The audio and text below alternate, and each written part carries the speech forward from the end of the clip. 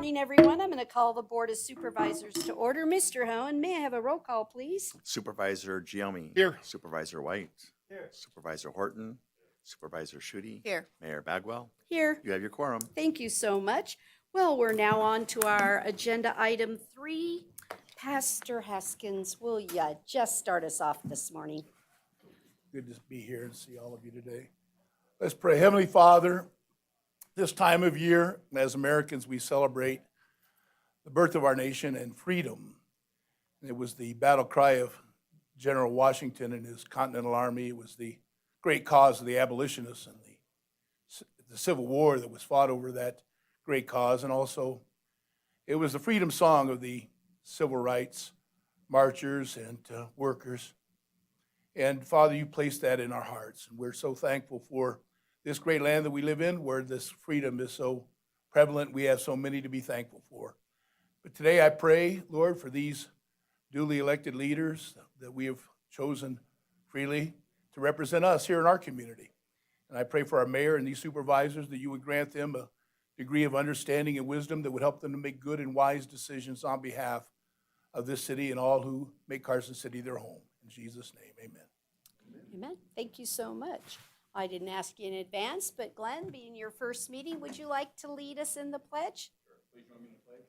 I pledge allegiance to the flag of the United States of America and to the republic for which it stands, one nation, under God, indivisible, with liberty and justice for all. Thank you. Okay, we're on our beginning public comment. I didn't have anyone that was signed up, but let me just ask in case anyone came in after I looked. No? Okay. So we had no public comment. We'll move on to agenda item 6A, which is the approval of our June 5th, 2025 meeting minutes. Is there anybody have any corrections? I do have one correction that I'm sorry I did Supervisor not Giommi? tell Tamar about ahead of time, but on the agenda item 27 at the 10:40:16 mark, it says the next board meeting will take place on Friday, June 30th, 2025, and it should be June 20th, 2025. So, sorry, didn't let you know ahead of time. So, with that correction, I move to approve the meeting minutes of the Carson City Board of Supervisors of 5 June 2025. I have a motion and a second to approve the minutes as corrected. All those in favor, please say aye. Aye. Anybody opposed, say no. Let the record reflect it was unanimous. Okay, we're going to join me on the floor and we'll do our...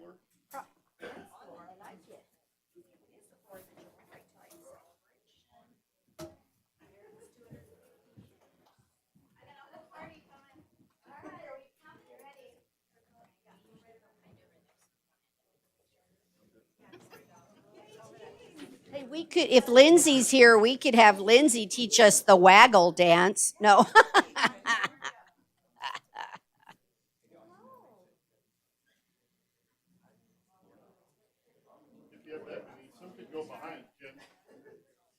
Wow.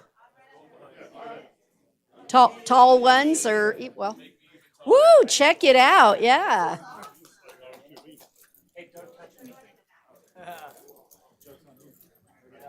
Is this the entire Parks Department? Almost. Not quite. Good chunk of it, though. This is pretty great. Yeah, this is pretty fantastic. Woo, I love it. Wow. Yeah, I was going to say, I don't know. You guys might have to scoot in just a little. We might need another row. Wow, this is pretty fantastic. So I bet you guys can't guess what the proclamation's about. Can anybody tell from who's here? So we're going to talk about the Parks and Recreation Month for Carson City. So whereas Parks and Recreation are an integral part of communities throughout this country, including Carson City, whereas Carson City is proud to provide safe spaces for people to connect with nature, find solace, and recreate outdoors. And whereas Carson City has more parks per capita than the national average, Okay, you guys, you're supposed to go, woo, that's right. Woo, woo, that's right. It's a big deal. It's a big deal. The city's park system consists of over 8,000 acres, providing recreation opportunities that help build a healthy, active community which aids in the prevention of chronic disease, provides therapeutic recreation services for individuals of all abilities, and improves the mental and emotional health of its citizens. And whereas Carson City's park and recreation facilities enhance the community's economic vitality by increasing property values while promoting tourism, the attraction and retention of businesses, and crime reduction. Whereas I might skip that one, it might not fit anymore. But whereas Carson City is honored to be a Tree City, USA. I know, we're struggling right now with the trees. Yeah, we're going to come back stronger. I love that as the thought. Okay. And first Bee City, USA in Nevada. Whereas the U.S. House of Representatives and the National Recreation and Parks Association have designated July as Parks and Recreation Month and called upon communities throughout the country to recognize the importance of parks and recreation. Now, therefore, I, Lori Bagwell, Mayor of Carson City, on behalf of this great Board of Supervisors, do hereby proclaim July 2025 as Parks and Recreation Month in Carson City. And I urge all residents to spend time in their favorite parks and enjoy this beautiful region we call home. Yay! Yay! Aw. It's pretty good. Do you want to say anything? Thank you so much, Mayor Bagwell. I'm Jennifer Budge. I'm the Parks and Recreation Director. We have a really awesome team, as you can see. They work so hard. I really appreciate them so much. And we do have, I like to try to highlight a program every year that we have this, and we have our really important, and I think one of the most important things that we do is the Movers and Doers program. It's our adult adaptive recreation program. We have a couple of our participants here. They're led by Andrew and Charmaine. And we have a couple of them here. And they're just so wonderful. Andrew is wearing the bowling shirt for Bowling League. Charmaine's wearing our other programming shirt. They are just, it's probably the most rewarding thing I think we do. And I think we always need good reminders about why we do what we do. And they're just so important to us. So we just wanted to say thank you.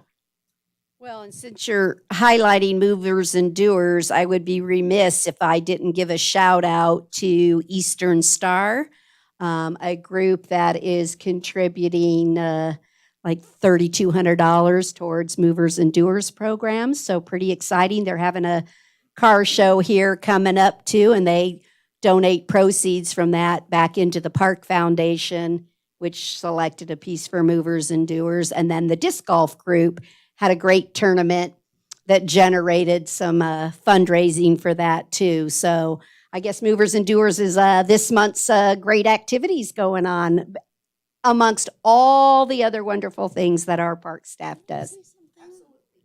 You know, I would like to celebrate Parks and Rec.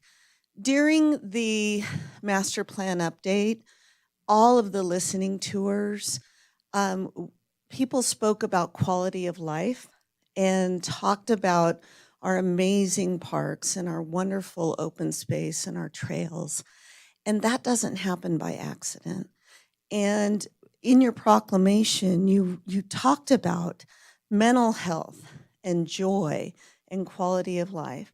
And our Parks and Rec does that. So a huge kudo and thank you. It's your last chance. They're not saying, wow, that's pretty good. Okay, I don't know how we're going to do it, but that's the picture taker. All right, James.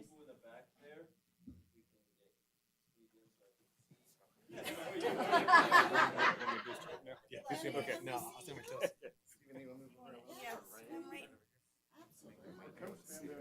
But you come like right up there. Oh, he does. Yeah. We want to see. Oh, yeah, for sure. And then look over here.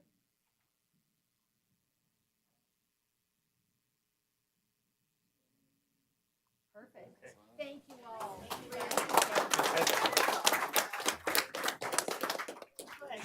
You bet. This is pretty exciting. Thank you all for your good work. Thank you. Really. Thank you for your work. It's very much appreciated. Hey, you guys rock. In case nobody tells you, right?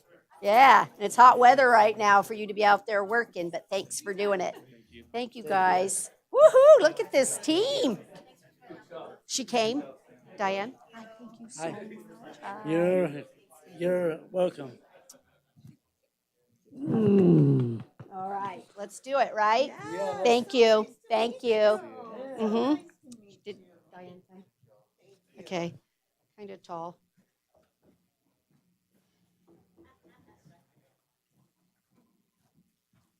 Give it just a second.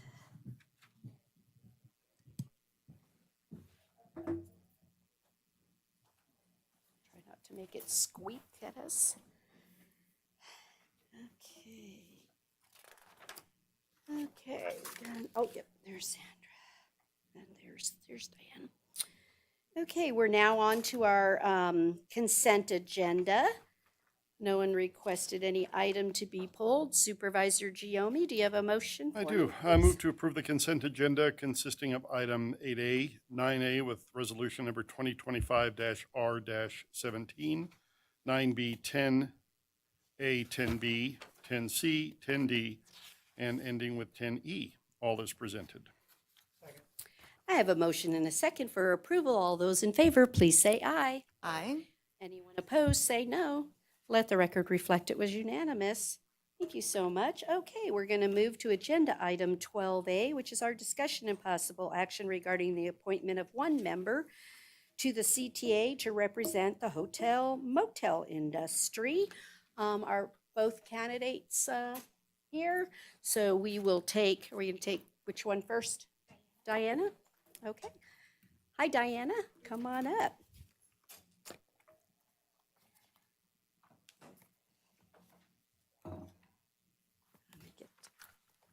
When I'm ready to talk, and just, and let it go. Okay, good morning. Hey, good morning. Okay. You have not been through any appointment process before or heard them? I have not. Okay, so what's going to happen is we'll go through the board here. We'll ask you a question or two. And then at the end, I'll bring it back and you can have a closing statement or add anything that maybe wasn't covered by one of the questions. Then we will ask the other candidate to come in and go through the process with her, and you're welcome to stay because at the conclusion of the interviews, we will make a selection. Thank you. Okay, so thank you so much for applying. We really appreciate it. So let's think, if you were to step back and just look at the tourism-related assets that Carson City currently has, tell me what you think might be missing. Oops, turn it back on. Sorry, she already had hit it. Is it green. on now? Screen, there you Thank go.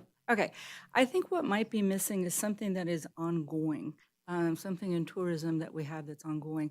I know it's a difficult situation because we are competing with Tahoe, which has on some days 300,000 visitors in one day. And so how do we draw them here and on a continuous basis? So it would be something that I think we need to play more so on our history and the history of Nevada and what is, what started here in this city with the Kit Carson Trail, with a lot of the history of the Capitol, and how do we bring more tourism here for the historical point of it, and maybe just more tours. So I think what's missing is just something that would draw people here through the week, not just on a weekend, or not just as a gateway point to hit the other places. Great, thank you. Supervisor Giomi. Diana, thank you for applying. The CTA is often involved in sponsoring events. I'm interested to know what criteria and how you will evaluate whether the sponsorship's cost is worth the investment of CTA funds. Well, that's I think, a difficult question. And I think that it's a ongoing situation where, you're supporting something monetarily, and it takes a while to build that up. And so I think in the context of Coming from a hotel situation here in Carson City, I'm the sales manager at the Federal Hotel, where they're doing a lot of improvements. We see different groups coming into town, and we see different sports groups coming into town. We see different groups coming because of events. However, I just think that it's important for that money to be spent and for the continuation of it, because it does take a while for all of those things to be developed over years. Thank you. Supervisor White. Thank you. Good morning. Good morning. Is the Visit Carson City website sufficient? Well, I was just looking at it this morning, and I'm in touch with Visit Carson on a weekly basis, if not daily sometimes. And so I have a great relationship with them, and I really appreciate all that they're doing. I think the website is really quite nice. And I was just looking at it this morning for what they do on just the front page of it to promote tourism here in town. And so they seem to hit a lot, most of the points, I would say. And it's easy to read. The layout's really nice.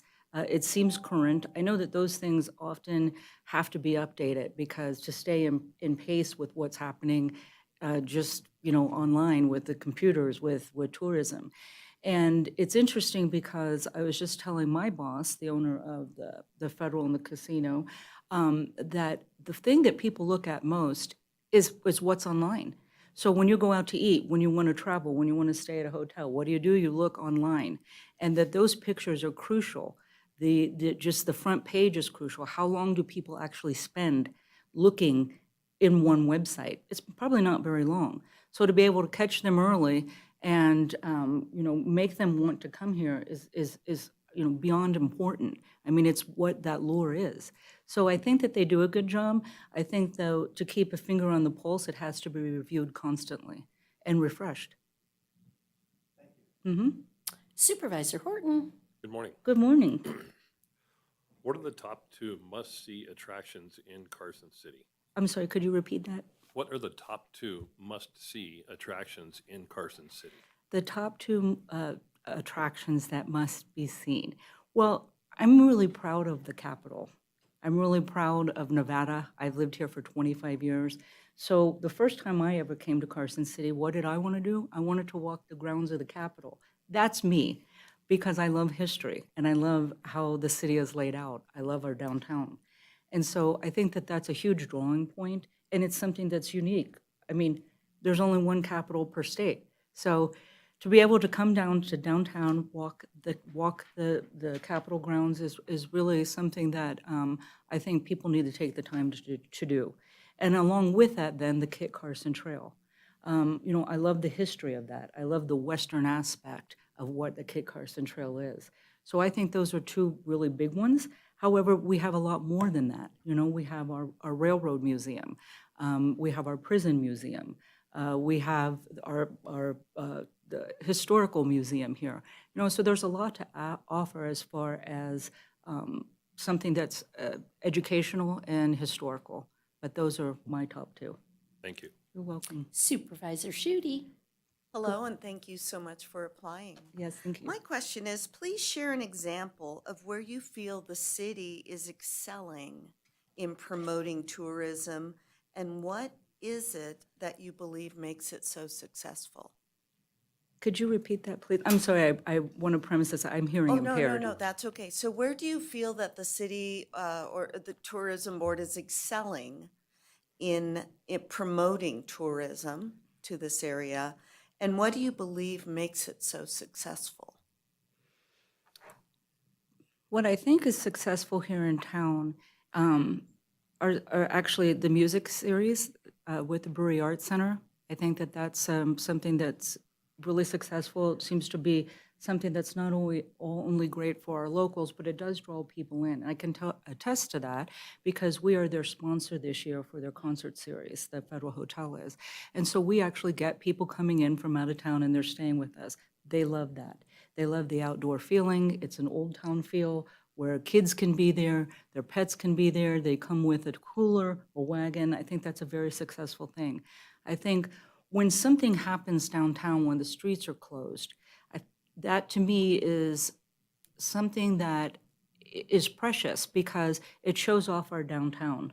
So also, in turn, I would like to say that when we have events that are downtown, whether it's a car show, because it just goes hand in hand with the historical aspect of what our city has, and how that is maintained. You know, they're quiet events, people enjoy them, they come in, they hang out here the whole day. They often then go to dinner, they stay over.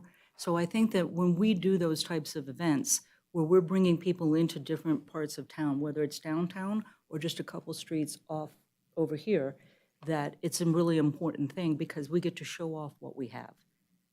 Great. Thank you. You're welcome. Can I ask one follow-up? Sure.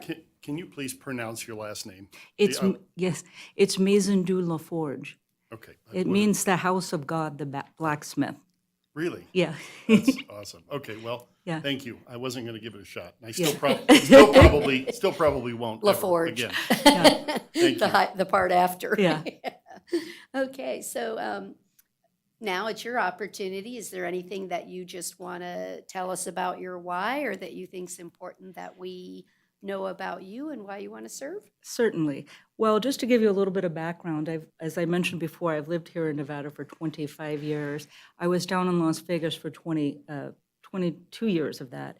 And I was part of a family restaurant. It was called Pamplemousse Le Restaurant. And we were open for 44 years. So we were a landmark restaurant. We were the third oldest in Las Vegas. So I certainly understand hospitality and what it is to want to have people come to your business.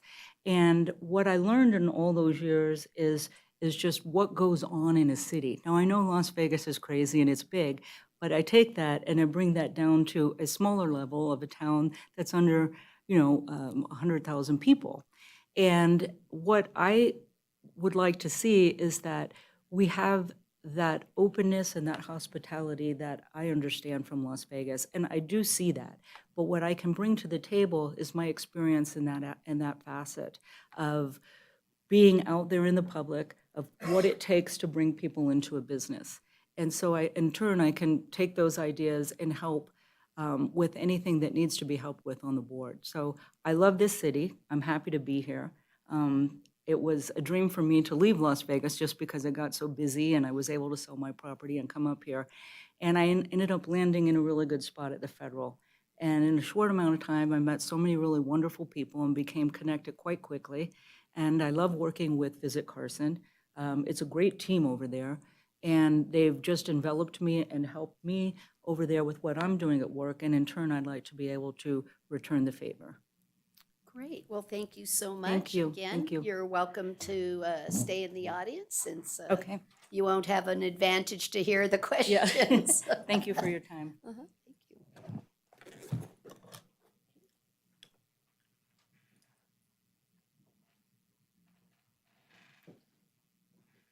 Good morning, Sandra.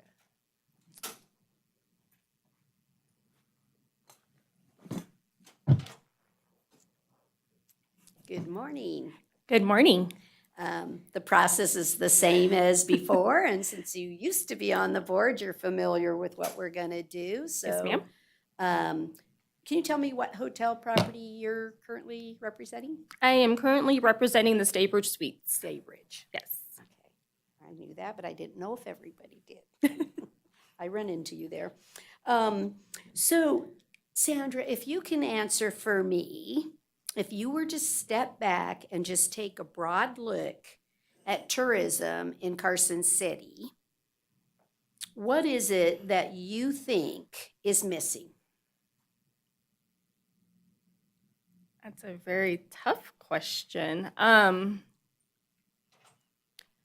think having been in Carson 15 years and talking to guests and telling them all the things that they can experience, the things that they can see and do here in Carson City, I find I talk a lot more about things that we can do here in town versus when I first started 15 years ago.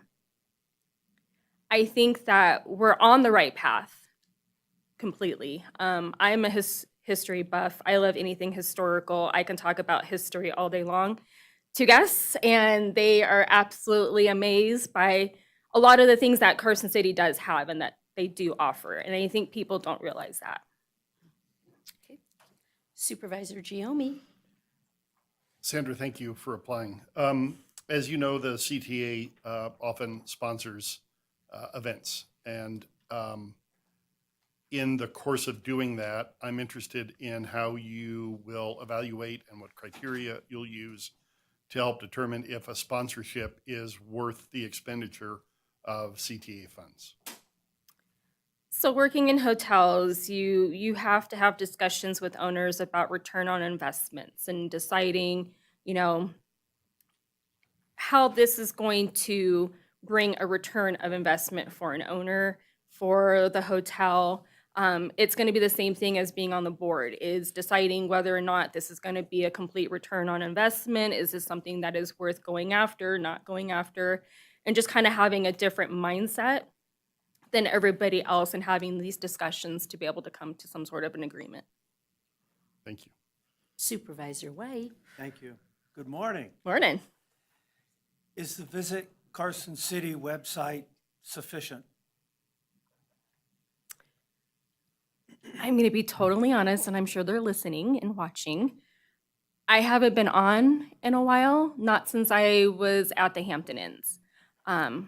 I'll just be completely honest. I may have to go on there and double check.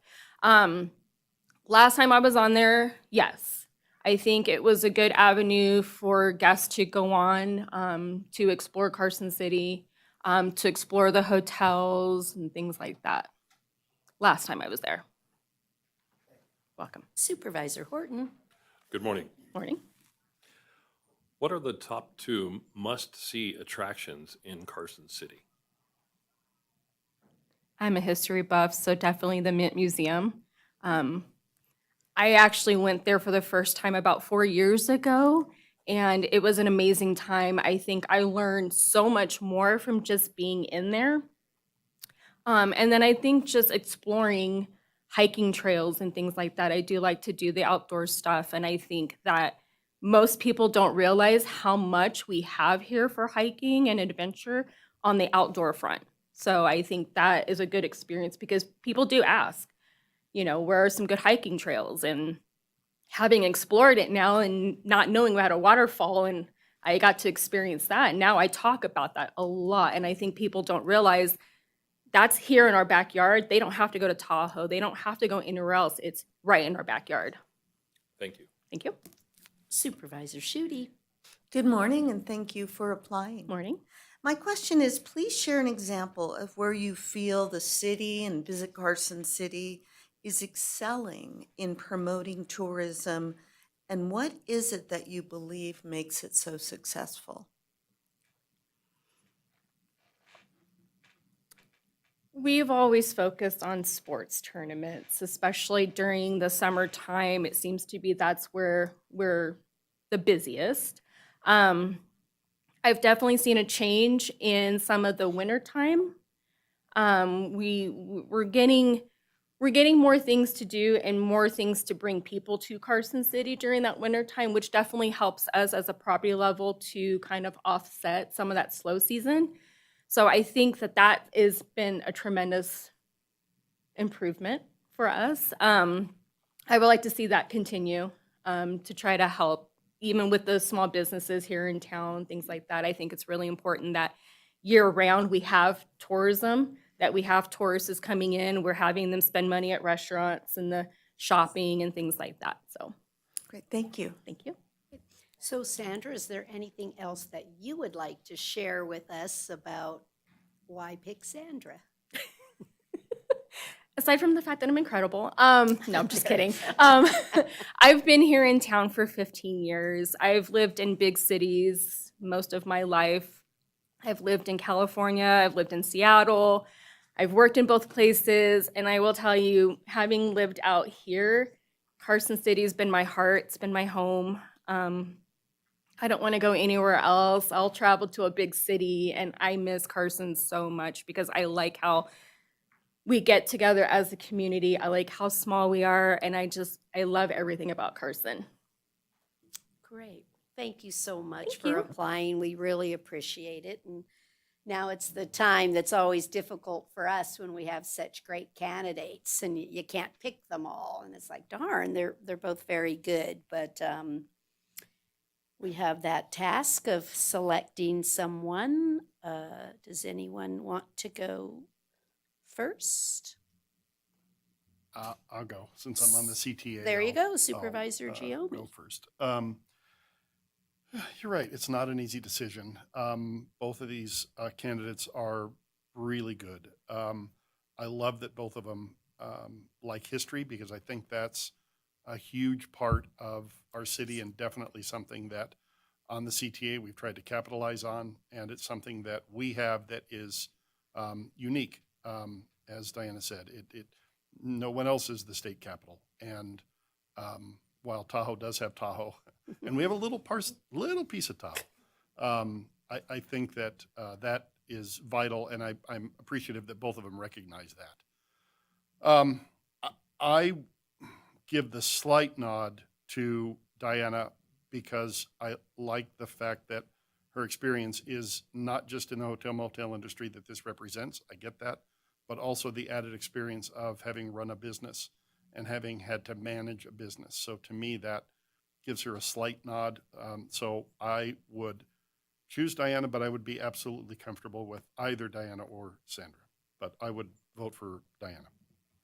So I'll just say that I agree that Diana just slightly edged out Sandra for the very reason that I think she just brings a little bit more depth in the fact that she owned a business. And I thought it was also great to understand that you were in that industry in Las Vegas, and yet you could see how you could take big city, but yet make it small city tourism.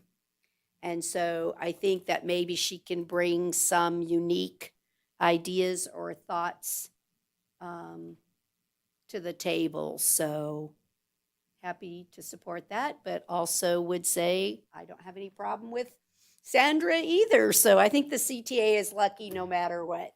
So Supervisor Schutte? I'm going to be the third. Thank you both for applying, and it's wonderful to have two really good candidates. A couple of answers that really spoke to me that Diana had on the first question. You said it's not only Carson City's history, but the history of Nevada. And as a capital, I think that is an opportunity that we can really celebrate, and Carson City's role and our surrounding areas' role in the history of Nevada. That in and of itself is a draw. I also, to acknowledge those downtown events and that street closure, and I know that sometimes it can be a little frustrating for folks, but at the same time, it really is such a community event when people come together and celebrate and they're a part of the community in that way. I just appreciate that. Sandra, thank you so much. And when you spoke about the sponsorships and the return on investment, it is really important that we're mindful of that. And I as a kiddo who grew up here, I just love the museum and the Mint, and it's fascinating, and that always is an opportunity to celebrate our history as well. So thank you so much, and the hiking trails, absolutely. So please, if there's another opening, please apply. But I am going to vote for Sandra. For which one? Diana or Sandra? Diana, sorry. Okay. Thank you. Well, yeah, because I'm like, wait, did that make the others irrelevant? But Supervisor White or Horton, did you want to comment? Sure, I'll Okay, comment. Supervisor White. I think once again, we're faced with two incredible candidates. maybe we could figure out a way they could share the seat. You're on Monday, I'm on Wednesday. Yeah, there you go. I would just like to say that Sandra rose up for me. I really appreciated the way she was able to articulate that there is more than just the history. Obviously, the history is a big deal, but there's certainly, and that's something I'm involved with, as you guys know. But there's a lot more than just the history, but I'm comfortable Like I said, we're lucky. with either one. We're lucky. Supervisor Horton? I would like to thank both candidates for applying. I think you both have outstanding talents in the area. Quite honestly, Diana resonated with me a bit more than Sandra, but I think they're both very qualified, and I appreciate you applying for the position. Okay, We do have, I know we do have one current hotel motel rep whose term ends in October, I believe, or November. I don't know whether that individual is Reapplying. going to resubmit his name. So there certainly is a possibility in the very near future for another opening. So Okay, with that, I will accept a motion then to appoint Diana LaForge. I move to appoint Diana Mason du LaForge, hope I did okay, to represent the hotel motel industry for a 2-year term expiring in July of 2027. I second. I have a motion and a second. All those in favor, please say aye. Aye. Aye. Any opposed, say no. Let the record reflect that was unanimous. And again, thank you both, and you never know, your future is still wide open, Sandra. Okay, thank you again. Okay, we're going to move on to agenda item 12B, which is discussion only. It's our presentation on some wrap-ups from the 83rd session of the Nevada Legislature. Mr. Gresh, have some stuff to talk to us about? Are you relieved it's done? No. Now comes all the hard work, the impact from it all. Yeah. Thank you, Mayor. Cameron Gresh, Carson City Government Affairs Liaison for the record. I think as we're all about to find out, the next session starts right after the end of the last one. Currently, we're waiting on the interim session to start, which I've kind of gone over in previous meetings relating to AB 32, but I'll limit my comments today just to kind of some general overview of the end of session in terms of volume of legislation and some of the bigger highlights. I do want to start out by saying that we being Carson City staff are working by an implementation deadline schedule. So we're focusing on legislation globally, but also much more intentionally as we get into implementation dates. And the board will continue to be updated ahead of those dates about what's coming down the pike and what we can expect to see moving forward. So just know that this is not your last opportunity to get any information about what's going on here. We at Carson City are also working with stakeholders, other government agencies to understand the proper implementation procedures for some legislation and to make sure we are respecting the legislative intent of the bill. And so this is an ongoing conversation, and we are, of course, enhancing and further developing our understanding of legislation through that process. But to begin here, I'm just going to kind of get into a summary of the most significant outcomes of the 83rd session. The legislature introduced over 1,200 bills this session, and of those, we tracked 433, with a further 153 of those eventually winding up being signed over into law. July 1st was the first implementation date that is available to legislation after the conclusion of the legislature, apart from the upon passage and approval deadline, which is the first one. 27 bills that we were tracking went into effect this week. They are largely minimally impactful. July 1st, 37% of the legislature's entire output of all bills signed into law went into law on July 1st. It was a particularly favorite deadline for legislators this year, but as far as we're concerned, July 1st is a rather minimal deadline. I will say, just looking from a data perspective in terms of volume, October will have a lot more for us to be implementing. So just kind of know we're slowly ramping up here. But I do want to get into just a couple of specifics. We worked with our advocacy organizations, the Nevada League of Cities, NLC, and the Nevada Association of Counties, NACO, to mitigate certain harmful bills and also to push forward ones that we're really excited about. Two of those were AB 14 and AB 70. AB 14 requires county elected officials to be registered voters, and AB 70 allows counties to recoup costs associated with renewable energy projects on federal land. We obviously have much less to gain from that one than perhaps some other entities, but it isn't inherently harmful, and it does present an opportunity that were things to change on our end we could theoretically take advantage of. So we thank NACO for that, but of course also there's the passage of SB 116, which was a key milestone that you heard a lot about. That has been passed into law. Of course, I would be remiss if I didn't talk about healthcare a little bit.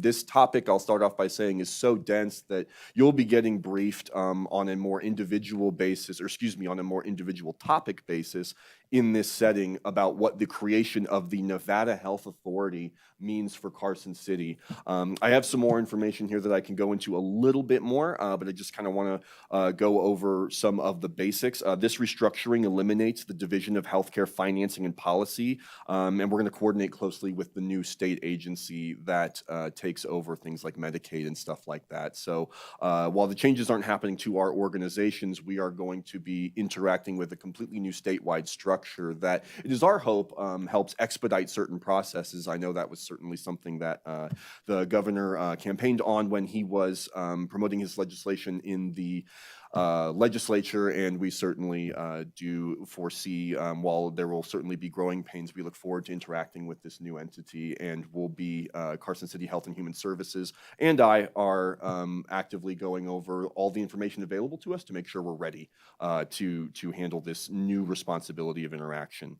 Housing and land use were central topics this year. Of the governor's 2 wins, if you look at it that way, he was able to get his housing bill through along with the Nevada Health Authority. The housing bill establishes an account that we could use to kind of assist with attainable housing. That's also a new term that was bandied about during the legislature to expand the scope of what affordable housing would otherwise be. Attainable is a bit more of a flexible metric, and it makes certain legislative operations easier, like the ones that the governor is putting into that bill. So that actually gives us a pot of money to use, which makes it really significant and unique among all of the housing measures in the legislature this year, some of which also passed, and I'll talk about in a little bit.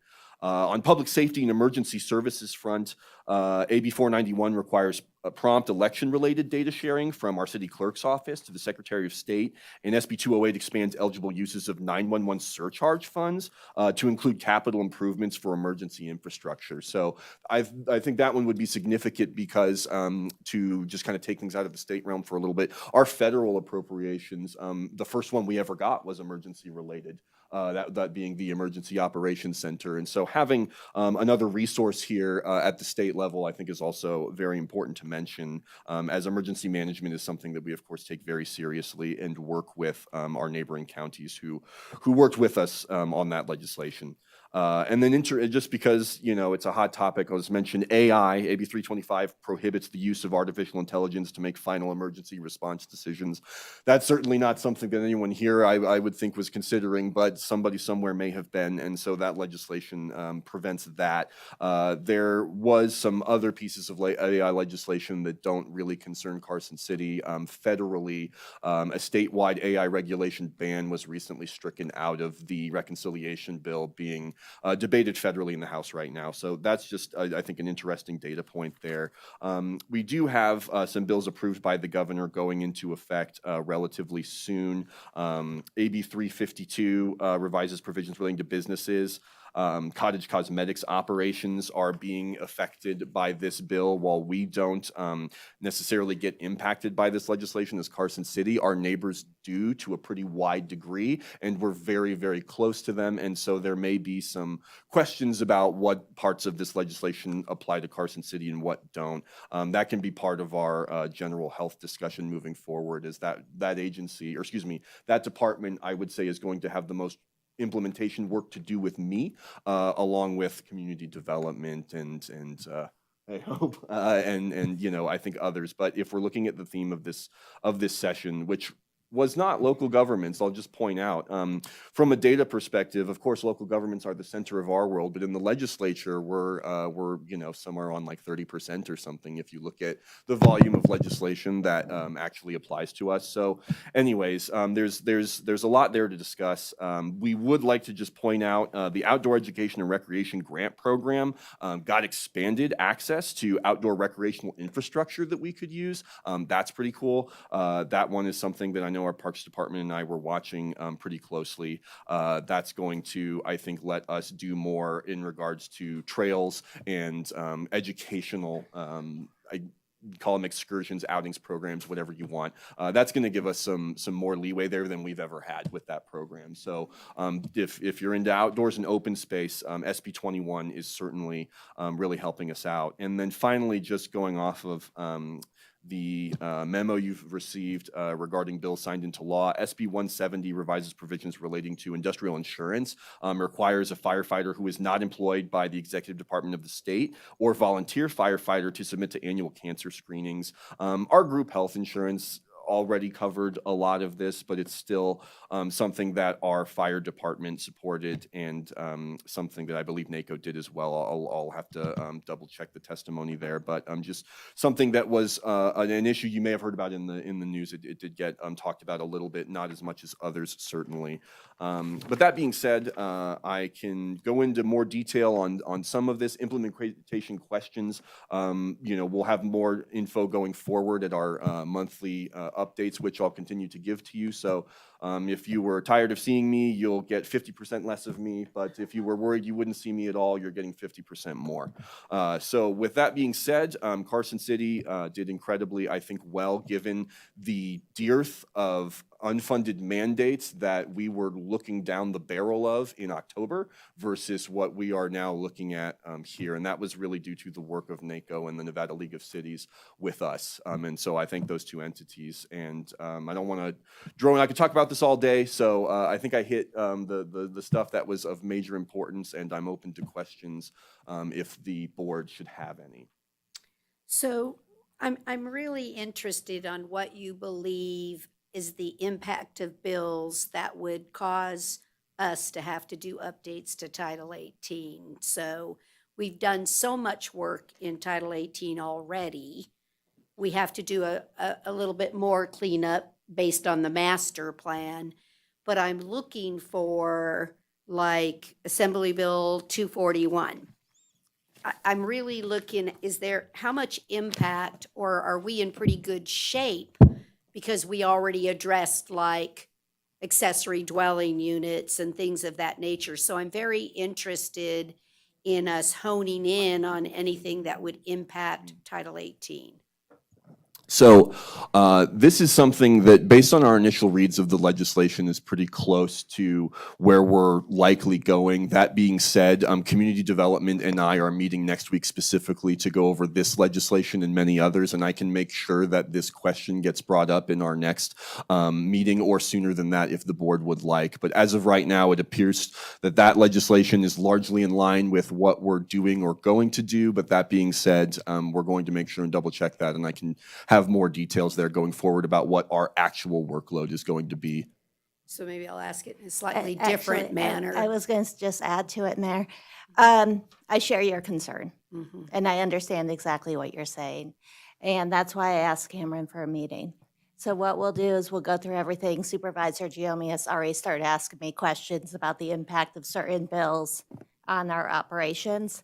I can't sit here right this second and tell you what that impact is and what the pathway is.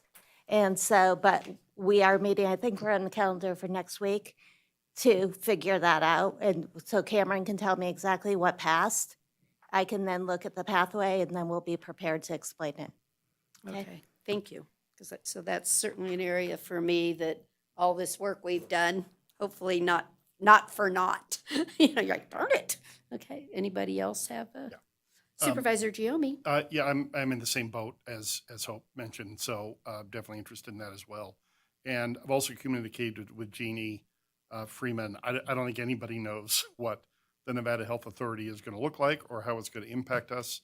So I would challenge you and Jeannie, which I know you'll handle, to work on that and make sure we stay briefed on what that looks like and how it goes. And I was very happy to see that the governor appointed Stacy Weeks into that role. She's an amazing woman who has unbelievable knowledge about the healthcare world and comes from a state that has a very robust public health program, Minnesota. We were lucky to have her. So I was very happy to see that and confident that she will do well. So just looking to see, again, the impacts to us. And then one of the public comments today, which I do have some interest in, I think may impact us, is that SB 502. So if we can kind of learn a little bit more about that, which is the Capitol Complex plan, just, you know, we're not going to really be able to impact that, but it's nice to know what the state's planning, especially as we look at the things we're looking at downtown in terms of City Hall, federal building, and everything. So I would like to see a little bit on that and maybe sharing some information on that. Other than that, I think the summary by NACO, I think is very well done. Well done. So that's a really good document to hang on to. That's it. Thank you. Anybody else? Oh, that's it. Okay. It's a discussion only, but if there's any public comment, I would entertain it if there was any. Okay. Can I And just we're- say a quick thank you, sure. though? Sorry. Cameron, thank you for what you do. You know, what a great report, and thank you for your attention to detail and for just the knowledge that you bring, and so it's appreciated. Thank you, Supervisor. Okay, thank you. Got your work cut out for you. Yes, ma'am.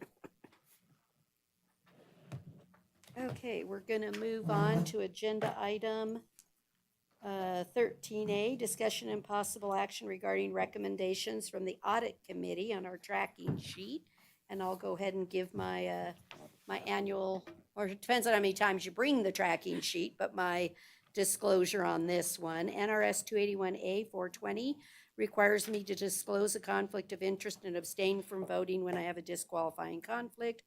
My son is a partner at Eide Bailey. I have previously abstained from voting on the award of the contract to Eide Bailey as the city's internal auditor because I believe that the independence of judgment of a reasonable person in my position could be materially affected by my relationship with my son. Here, however, the contract has already been awarded. My son does not have any direct involvement in this audit, and the items before us now only involves procedural action in considering the audit committee's recommendation for the closure of items where remediation was validated by Eide Bailey. I make this disclosure in the interest of full transparency because taking action on this matter is a routine function and does not materially affect the independence of my judgment, and also because NRS 281A 420 requires abstention only in clear cases. I do not have a disqualifying conflict and will be voting on this matter. Ms. Benaboo, want to give Good us morning. a start on this item? Good morning, thank you. First I want to point out the internal audit summary sheet. There are 2 items in peach there. This is kind of a roadmap of what I'm prepared to talk about today. Of course, any of the audits that are open in blue as well. If you have any questions, I can answer. But so now I'd like to turn to the IT vulnerability update. This audit was done April of '22. And this was really vulnerability or a penetration testing of our system to see what the vulnerabilities were. We didn't provide a lot of information back then because, of course, that's giving a roadmap to bad actors. However, I can tell you at this point that the IT department has put firewalls around all of these systems that were at risk. And the biggest system that we were concerned about is in the process of being replaced. That's our communications with the public safety system. So we've picked a vendor and we're moving forward on that replacement. Because that was our last, big system and we are moving forward with it, at some point we need to do another vulnerability and penetration test. And so the audit committee is recommending closure on this one because at this point we feel like we have solved all the vulnerabilities that this audit gave us, or we're in the process of solving those vulnerabilities. And so if we can get it closed, then in '27 we can move forward and do another vulnerability test or penetration test, because I don't think it makes sense to have a whole bunch of recommendations and findings out there for the same thing. So we're trying to get this item closed so we can kind of move forward. So I'd like to talk about that just a little bit. Two schools of thought really go around when I see an audit finding. One, has the audit finding been solved, or has we as a board determined that we're not going to solve that audit finding? So I don't want it to be known that you always accept every recommendation or that every recommendation can be met. Sure. And so what I'm looking for on this one is an understanding, and it's really for Frank, because I like to leave audit recommendations out there on like my to-do list if I think there's an accomplishment that I can achieve. And so that's my real question to you is, do you think this is as far as you can go at this point in time and you would need a new penetration to start over? Or that's really my question. Is it something that you needed out there as a reminder to say, let me report on the status of X? Frank Bill for the record, CIO, Carson City. So our normal course of action for any remediation is to get it out, right? Whether it's CAD, whether it's AS400s, I don't want to get too technical about this. So the first thing we normally do is wrap what's called, put it in a padded cell. Anything that's in that remediation now is not what's called a Tier 1 application. Tier 1 application is basically what is really, really important for the city, whether it's payroll, communications, and so on and so forth. Those are all protected by what we call a padded cell. Getting back to your question on recommendations, we look at these recommendations very, very carefully and to see if we can actually achieve it. If it's a high cost of money, we try to actually isolate the problem, make sure it doesn't go any farther than it can or will, and then we start making those CIP recommendations and requirements and so on and so forth and build that process. Currently, yes, we like to have a clean slate because the recommendations and the requirements and the findings are all actually in control right now. So we have them in control. We have so much movement in IT right now that these things are just, we're fading them out completely. Systems are getting faded out, they're getting sunsetted and so on and so forth. So I hope that answers your question. It does. So in a nutshell, you would find it of more value to have a new penetration done in a little bit to give you a clean listing. That is correct, yes. Okay, thank you. Anybody else have a question on the IT one? No? Okay, thank you. Do you want me to talk Do you about want all to do of them them? individually? We can, is there only 3 grand total? I think there's only 2. There's one other audit that has 5 findings on it. It has 5 findings. Yeah. Let's go ahead, and if anybody wants to make a motion on this one. I'll go ahead and move to accept the audit committee's recommendation. On the IT. Correct, on the IT issue. Okay. Thank you. I have a motion and a second. All those in favor, please say aye. Aye. Aye. Any opposed, say no. Let the record reflect it was unanimous, so that one's closed. Thank you. All right, the last audit that I was planning on, or the audit committee recommended closure on today was the take-home vehicle assessments. And so this is one we did just in October of '24, so not that old. However, all the departments worked together with the executive office, and they got the policy in place. We have procedures in place, tracking sheets, everything that was recommended from the auditor. And so we are recommending closing all 5 of these findings. Please note, we're utilizing the late material for the Yes. closure of these items so that the ongoing record for this audit will be based on the late material received. Can you summarize what was different between the two? I didn't get a chance to.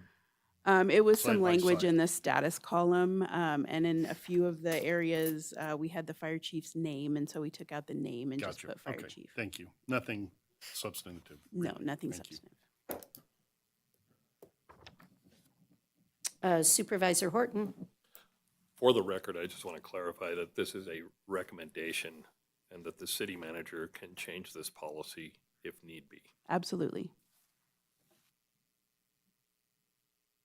That's correct.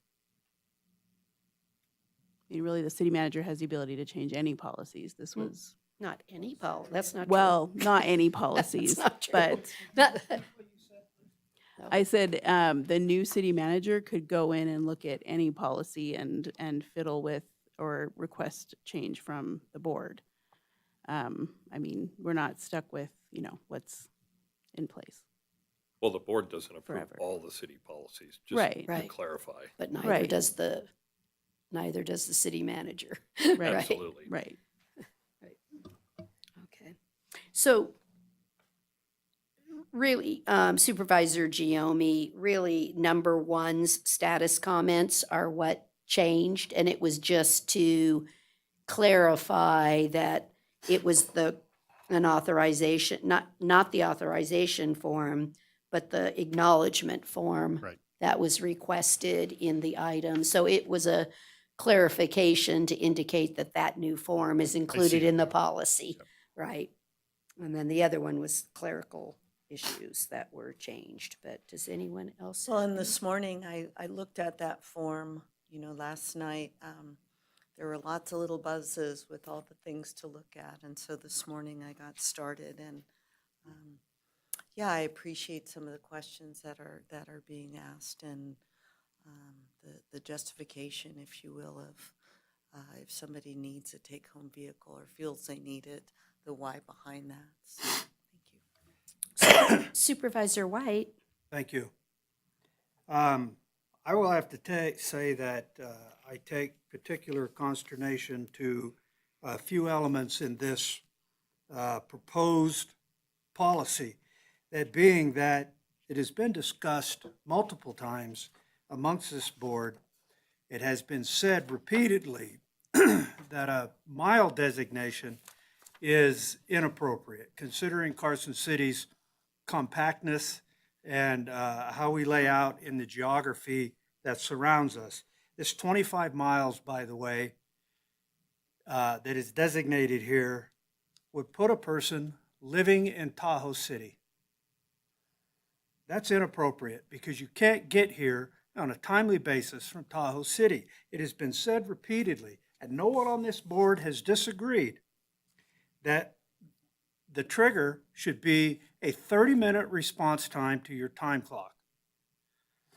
I've also said repeatedly, and nobody has disagreed, that if you're not susceptible to emergency call-out, you have no reason to take a vehicle home. But yet, those elements are in this policy. And I certainly don't understand why this comes to us in this manner. It's inappropriate.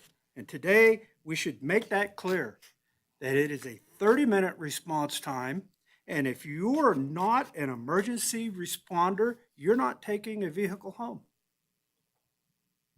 So I think we have two different discussion points. So one on the agenda itself is whether or not the recommendations of the audit have been met, and then secondarily, whether or not we like the policy are two different discussion points. And if you would like to have a policy discussion about the take-home vehicles, I'd be happy to bring that as an item versus the closing of the audit, because the audit had recommendations which were within the authority of the city manager. And so I think those have been met. But if we want to talk about the items that you are discussing, be happy to put something together and maybe we can have some discussions on the policy itself. And Yes. it eludes me at this moment, but somewhere in here it says that the city manager, here it is, on number 5. Okay. The city manager will revise the citywide vehicle use policy. The city manager was given direction, and it was not followed. It was followed. It was not. No, it's not. Supervisor Horton? What? I can agree with closing the audit findings because they are Two different merely things. recommendations and nothing more. The policy itself, I completely disagree with, and we can discuss that at another time. But Supervisor White is absolutely correct. I ran a very large department for this city with the most people on call in the city. And I can tell you that that 25-mile radius is ridiculous and will not work. And we've tried it, we've proven it, and that needs some discussion. So as long as they're recommendations from the audit committee, I'm okay with closing them. But that policy will need to be reviewed by the city manager, and some discussion will need to take place on it. Again, I have no issue with the city manager reviewing the policy for any tweaks that are necessary. Supervisor Giomi? So, in concept, first off, I agree, we can close the audit. I think that has been met. And I don't disagree with what my colleagues have said so far. The rub I have is where do we fit? It is our responsibility to set broad policy. And I guess I just get very concerned when the board is involved in policy at a department level. And I know it's not what we're doing here. So that's kind of where, to me, it's a very fine line. We hire a city manager to manage the city. And now we're trying to stick our nose, sounds like a bad term, but that's where I don't disagree with what either of you are saying, but at the same time, I'm also troubled by the fact that we're going to get into intricacies of policy. It scares me a little bit as a body that we get down that path. I'm not saying I can't live with it if we bring it forward. I just want to put that out there because we have to be able to trust the person that we put in that role. So I don't know what the right answer is. I don't know if the whole policy comes back to us. I don't know if we get the policy on an agenda and provide general overview perhaps to its construction. I don't know what the answer is. I'm just expressing the concern that I have that us getting too far below what we should be doing. I would agree. say in this case. Excuse when me. it's our job to set policy on the reasonable use of city resources. Calling out two things in that entire policy is not getting too deep into the weeds. Okay, I can live with that if that's where we stay. I guess I'm agreeing with you. I just am telling you my level of discomfort with, trusting the person we have in the role. I'm going to close the discussion on the non-agendized item. And we'll bring it to the audit itself, and I'll look for further discussion at a later date on what we're talking about. So Supervisor White, did you have something on the audit? Yes. Okay. Also on page 140, item number 5, midway down through the far right column, it says that 25 miles from the Carson City County line. I will remind you again, Carson City is not a county. It's a city and a county. It's a municipality. It's the county line, though. It is not, Carson City is not a county, and it's inappropriate to refer to it as a county. That's all I have. Okay. Is there any public comment or anything on any of the audit stuff before we take a final? Okay. Yes, you have public comment, or you're just coming up? Oh, you're getting ready for the next. Okay. Do I have a motion, Supervisor Giomi? I move to accept the recommendation of the audit committee and approve the closure of the take-home vehicle policy with reference to the late material. I second. I have a motion and a second. All those in favor, please say aye. Aye. Aye. Any opposed, say no.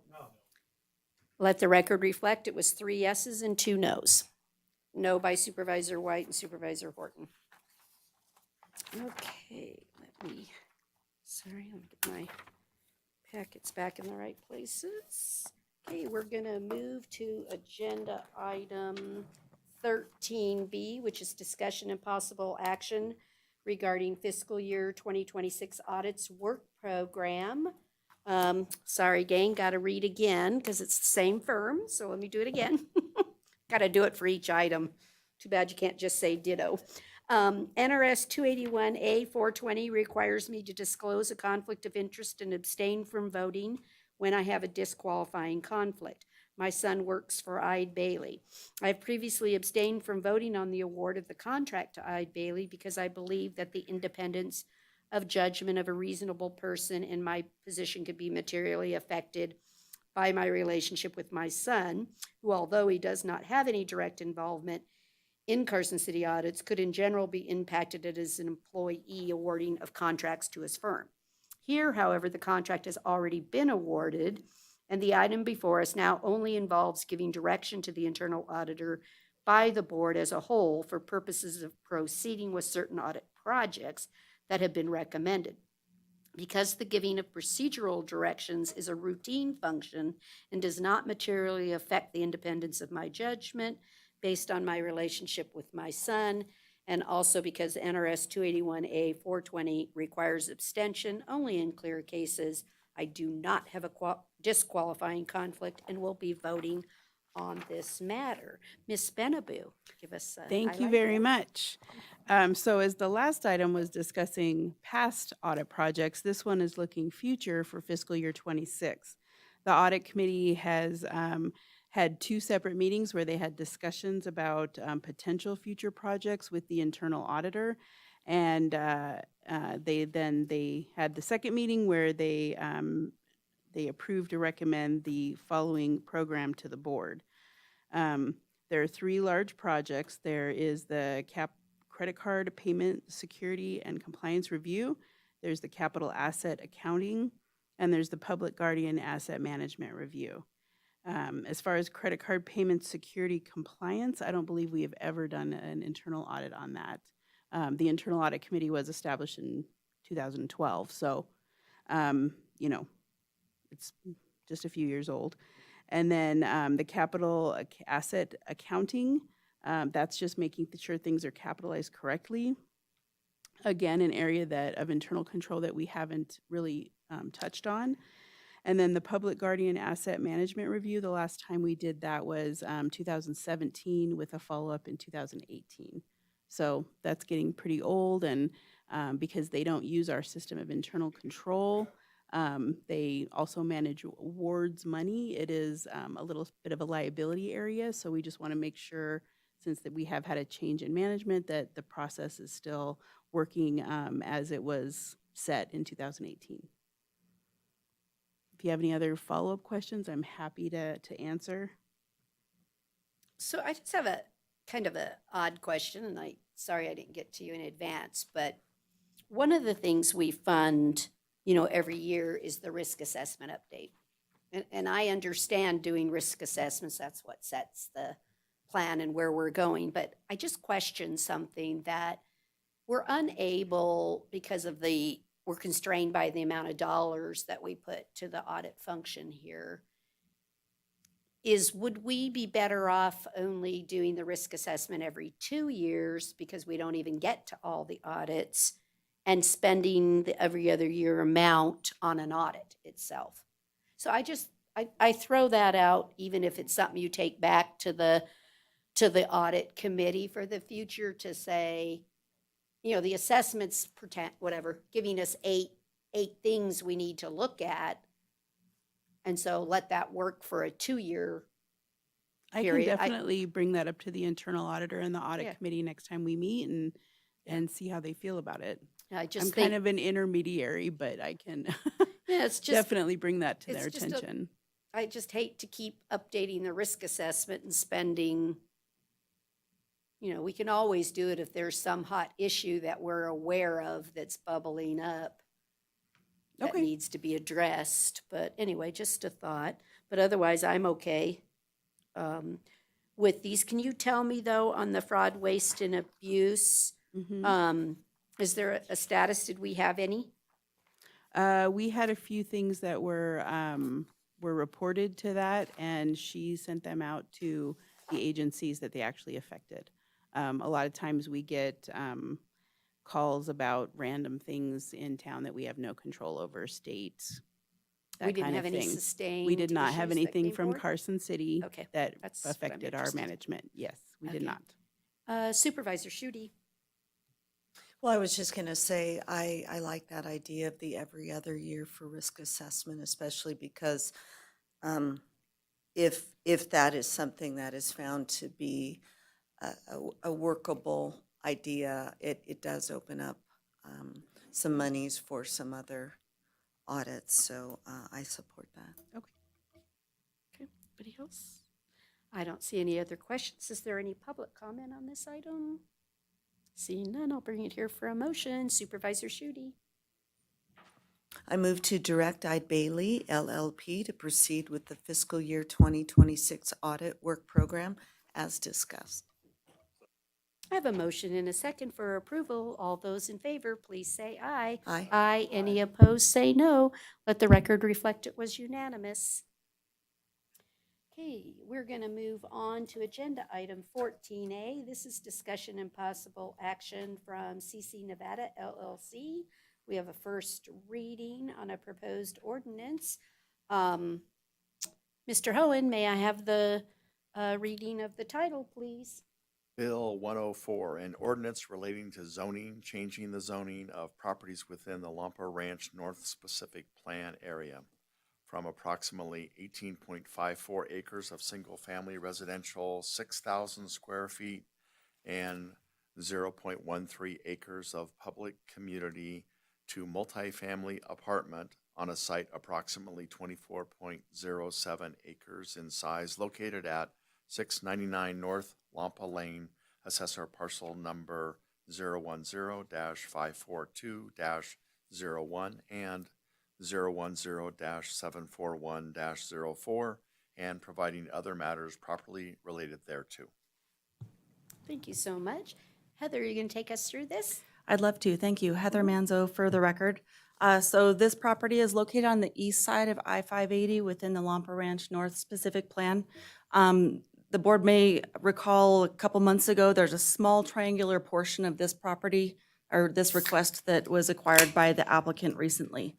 So this request is for a zone change, and it's based primarily on our two-map system. So Carson City operates with the master plan that identifies appropriate zoning districts within each master plan designation and establishes policies related to those. And so for this property, with the updated master plan, the entire site is high-density residential. So the conforming zoning districts for high-density residential master plan designations are multifamily apartment and multifamily duplex. So the applicant has come in with a request to change the zoning on these two parcels to multifamily apartment within the specific plan. One, to be in conformance with our adopted master plan. And then two, because when you have a split zoned property, there's not really a high level of predictability on applying the standards and uses within those multiple zones. So our zoning map is adopted, and each zoning designation has listed development standards such as setbacks, building height, and then we also have uses that are allowed within each of those zoning districts. So the multifamily apartment zoning across the entire site will offer predictability on what that development character can look like and what uses can go within the property. And I do want to note that the applicant has gone through a major project review, but that is a pre-application. It's not a formal approval or review process. And with that major project review, they did show us a concept that had 384 units on this site. And we did receive the public comment that staff received this morning. So I did take a look at that. And all of the thoughts and questions are really great questions. However, with a zoning map amendment, we're not looking at development specifically. So in terms of the wetland and how development will occur here, that will happen at a later stage once development is actually proposed. But this will set the stage for how that property can be developed. So with that, the Planning Commission did recommend approval of this request. And I am happy to answer any questions at the appropriate time. Does any member have a question? I don't. Supervisor Schutte. Hi, thank you. Just, going back and listening to the Planning Commission meetings, and I know that this had come up, I don't think on the 28th, but in previous conversations about the split zoning. What are potential issues associated with not allowing the zone change? So the question is, what would happen if the zoning change was not in effect and we've got the split zoning on the property? Correct. Okay, so for the PC portion, that small 0.13 acre portion, that would essentially be undevelopable because there's not a public use there. And then in terms of the SF6, that's assigned to most of the site, and then there's a smaller portion on the north of this property that's MFA. So when we're looking at the red portion of this site, we would use the multifamily apartment standards. So the setbacks and the building height and what could go there would all be based on the MFA. So multifamily could be placed on that small portion of property. And then when we're looking at the SF6 portion, that property would be limited to single-family detached essentially, or other uses like a park or something to that effect that's allowed within the SF6 zone. So it really does change what can happen on the property based on the decision of the zone change. All right, thank you. And I know that there was some concerns, and I realize that the letter that we received is on a different subject. But so I saw in the zoning map amendment and this report, I think some of the concerns expressed were actually spoken to, but in a positive way in terms of why rezoning would be appropriate. And that's in addition to it's consistent with the master plan.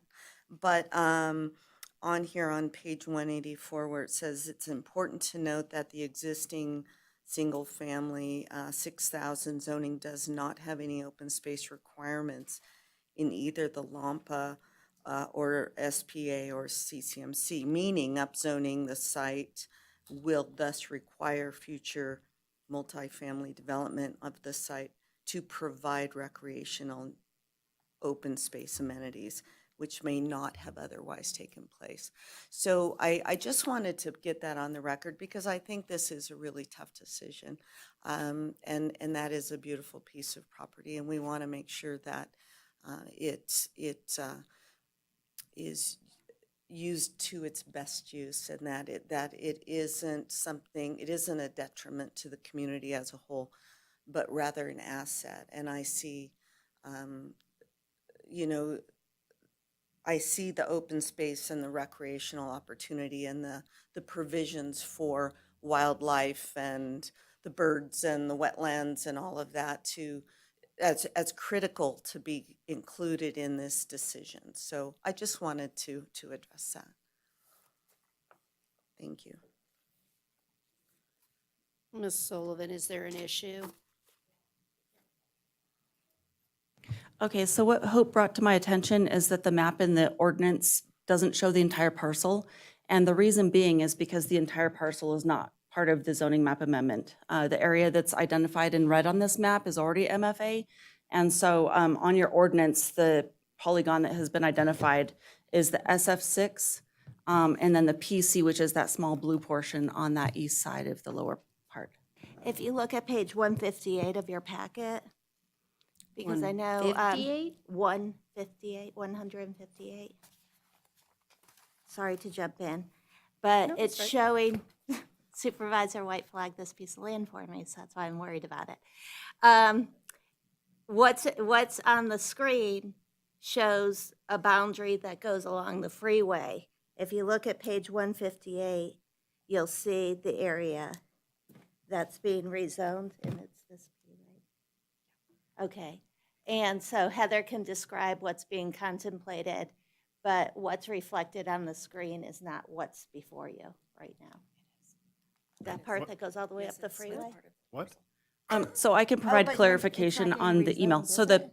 no, it is. So there's a very small sliver of PC SPA land on the west side of this parcel that because of the boundary line on this map, it's not showing up. But yes, there is going to continue to be a PC SPA zoned property to the west of this that's, That's I believe, what I owned needed. by the city. Which is part of the trail, or That's could what I be. needed you to That's say. exactly And right. that's not changing.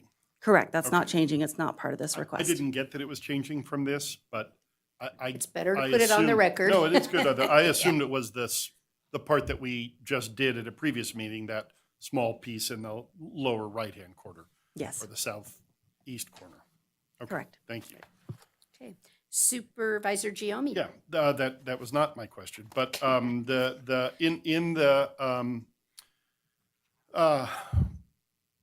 MPA, or MPR, or LMNOP, or whatever it is,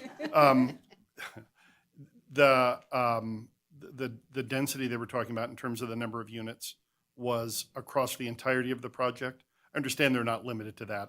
I'm asking just from that standpoint, it's across not just the piece that's before us for rezoning, but the entirety of the project. Yes, so it would be across the entirety of the property that's within this parcel, aside from the sliver that'll end up being right-of-way. And the applicant not only has filed that pre-application just to kind of provide a concept, but they also are moving forward with other elements of this project, including abandonment of areas that are not right-of-way and are not intended to be right-of-way, which you guys will see, I think, next month. And then some map property line modifications to smooth out the park parcel line, and some other map modifications that are going to be done administratively. So that application for the lot line adjustment has been filed. And then there are a couple of dedication maps that will be coming forward for staff and eventually board consideration as And well. then just to clarify again, you mentioned it, in addition to the public comment, I got a couple of phone calls about what's going there, and all of that. Still, this is not granted entitlement beyond what the zoning allows, right? There is not a specific entitlement by the action we take today. It's simply categorizing the use of this land to a specific set of parameters that we've defined in the code. And they still have to go through anything that may reduce to floodplain or any of those kinds of things still have to happen. Can you just confirm if that's accurate or not? Yeah, I can absolutely confirm and that's accurate. Thank you. And just, this is a comment, not a question. It is in conformance. This amendment is in conformance with a master plan that we just adopted. And it, in my opinion, is one of many that we're going to be seeing in the coming months, because when we did a master plan amendment, we created some zoning conflicts and they have to be fixed. And this is one of them. So I appreciate your time. Thank you. Supervisor White. Thank you. I guess I need some, some clarifications from the applicant about remarks and statements that were made in the application. Is the applicant here? Yes, yes.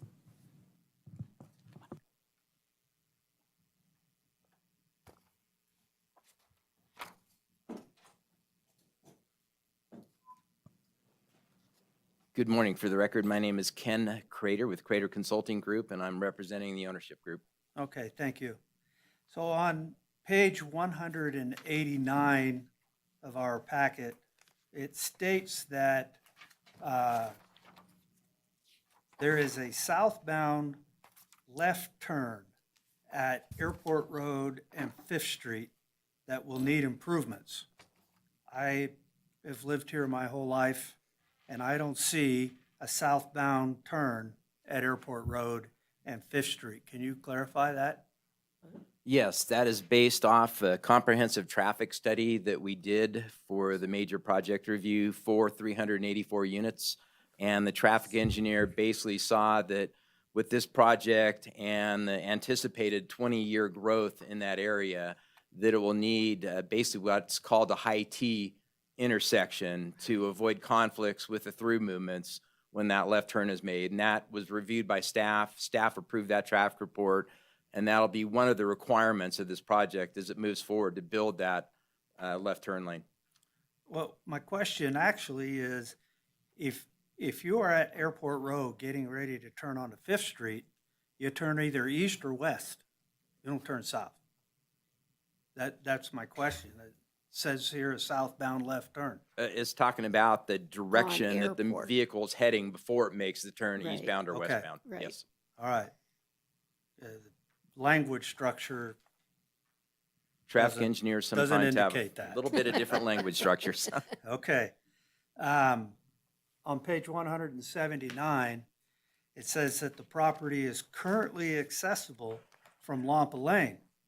But the issue is, there's a piece of open space property that crosses the end of the existing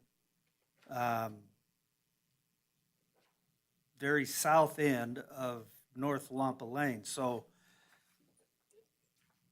get me squared away on how you feel like this property, and I recognize that little skinny sliver going up. Get me squared away on how you feel like this piece of property is already accessible by North Lampa Lane. And that is because on the neighboring 14-acre parcel to the north, there's a 60-foot wide public utility easement in existence where that future Lampa Lane will be extended. So I guess you're talking about shifting Lampa Lane to the east, because there's an open space property there that runs right about 8 or 10 feet into that alignment. Yes, that's correct. The road will totally avoid that open space area. Okay. On page 186, it says that the property is between Lampa Lane and Airport Road. Well, there is no Lampa Lane yet, so I don't understand why this language tries to indicate that it's already there. And that's just a general reference to the location of the parcel. It's not right now adjoining Lampa Lane, but it is slightly south of where Lampa Lane currently terminates. It was more general language. On page 187, there is a listing of adjacent properties. In that little spreadsheet where it says to the south, you list a vacant park property. There is no vacant park properties zoned agriculture that are adjacent to this property. And you left out a property that is zoned GCPR. On the east side, you left out properties that are PN SPA. And then to the west, it states that residential properties are adjacent to this piece of property. but that's totally inaccurate because we have that strip of open space property that has the path on it, and then we have the freeway. You don't get to the residential properties until you're on the west side of the freeway. So I'm a little concerned about inaccurate and misleading statements. And secondarily, throughout this document, it asks us to rely on a couple of studies for this zoning amendment, and those studies are what's referred to as a phasing plan, and then there's a traffic study. But these studies aren't included in the application. So with these missing information and inaccurate and misleading comments, I don't know how we can consider this particular application.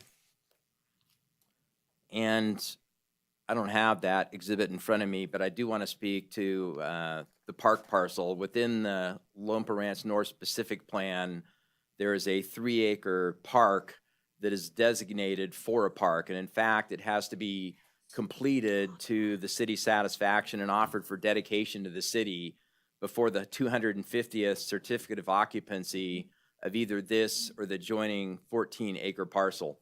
And so that will become a park parcel. In fact, I'm happy to report that we have worked with that owner, and he recently signed an owner affidavit to allow us to submit the lot line adjustment to move forward with the dedication of that parcel, which wasn't done with the previous special use permit that exists on that property.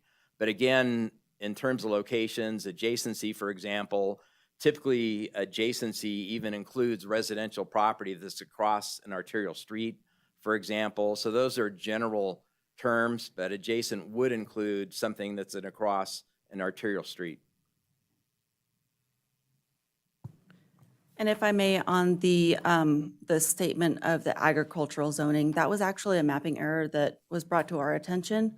And so they pulled their data from us, and we asked them to correct their maps so that it was accurately shown as the PN SPA, which is that 3-acre white piece on the southeast corner. Thank you. You're welcome.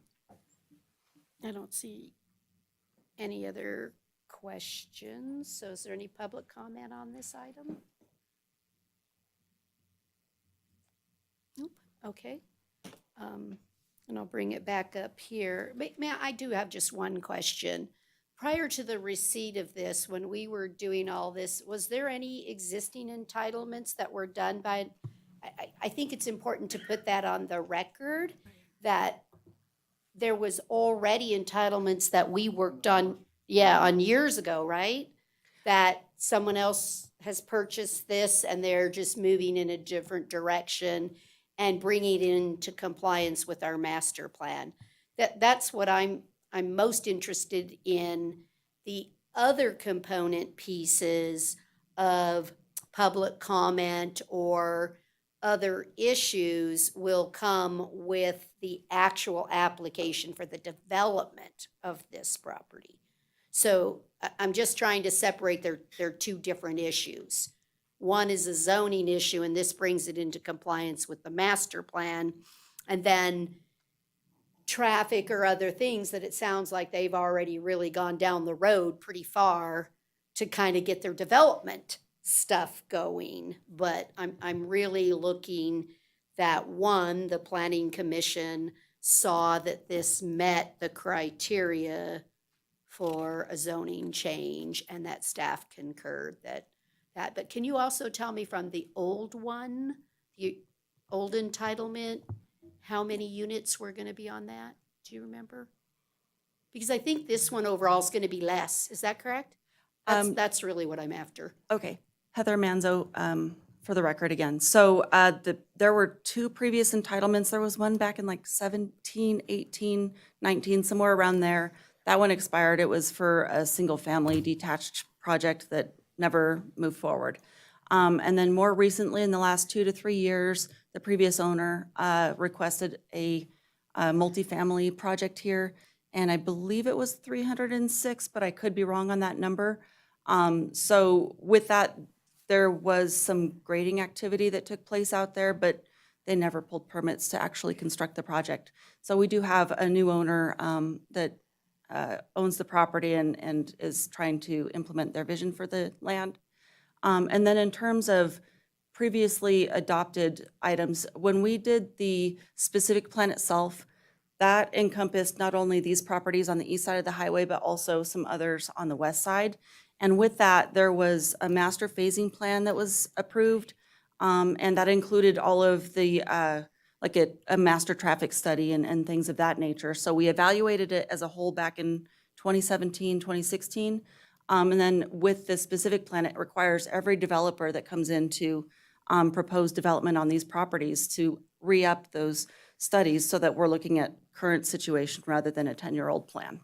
All right, thank you so much. Supervisor Horton? Heather, I have a question for you. When this project begins, will there be special roadway requirements for construction of these roadways because this is a muddy swamp? And I don't want to wind up with another Spooner Drive situation 10 years down the road. And I can tell you that we reconstructed a section of Lampa Lane where it ends right here, and it's constructed with 10-inch minus boulders, fabric, engineered fill, and extra pavement. And I think we need to take a serious look at that, and that needs to be a requirement to build in this gushy swamp. So I'm not with Public Works. However, I will say when development's proposed, it does need to demonstrate that it meets our standards. So it does have to prove that it can, has been designed to carry up to a 75,000 pound fire truck. Wait. I don't see anything else. All right. Good enough. Did you? No. I was Are we just ready for a motion? or- calculating in my head if 75,000 pounds is the right number, but sure, I'll do a motion. Okay. Supervisor Giommi? I move to introduce on first reading bill number 104. I'll give that a second. Okay, all those in favor, please say aye. Aye. Any opposed, say no. Okay, let the record reflect it was 4 yeses, 1 no by Supervisor White. We are going to take just a, oops, somebody else hit it at the same time I was thinking. We're in recess. It's time.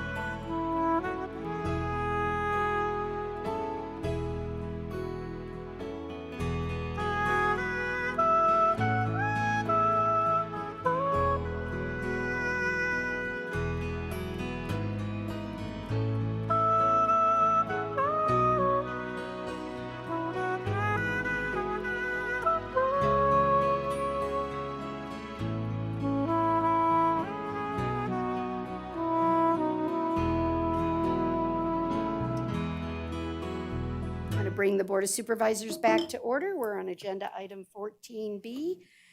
Discussion and possible action on a proposed resolution dealing with our growth management ordinances for building permits.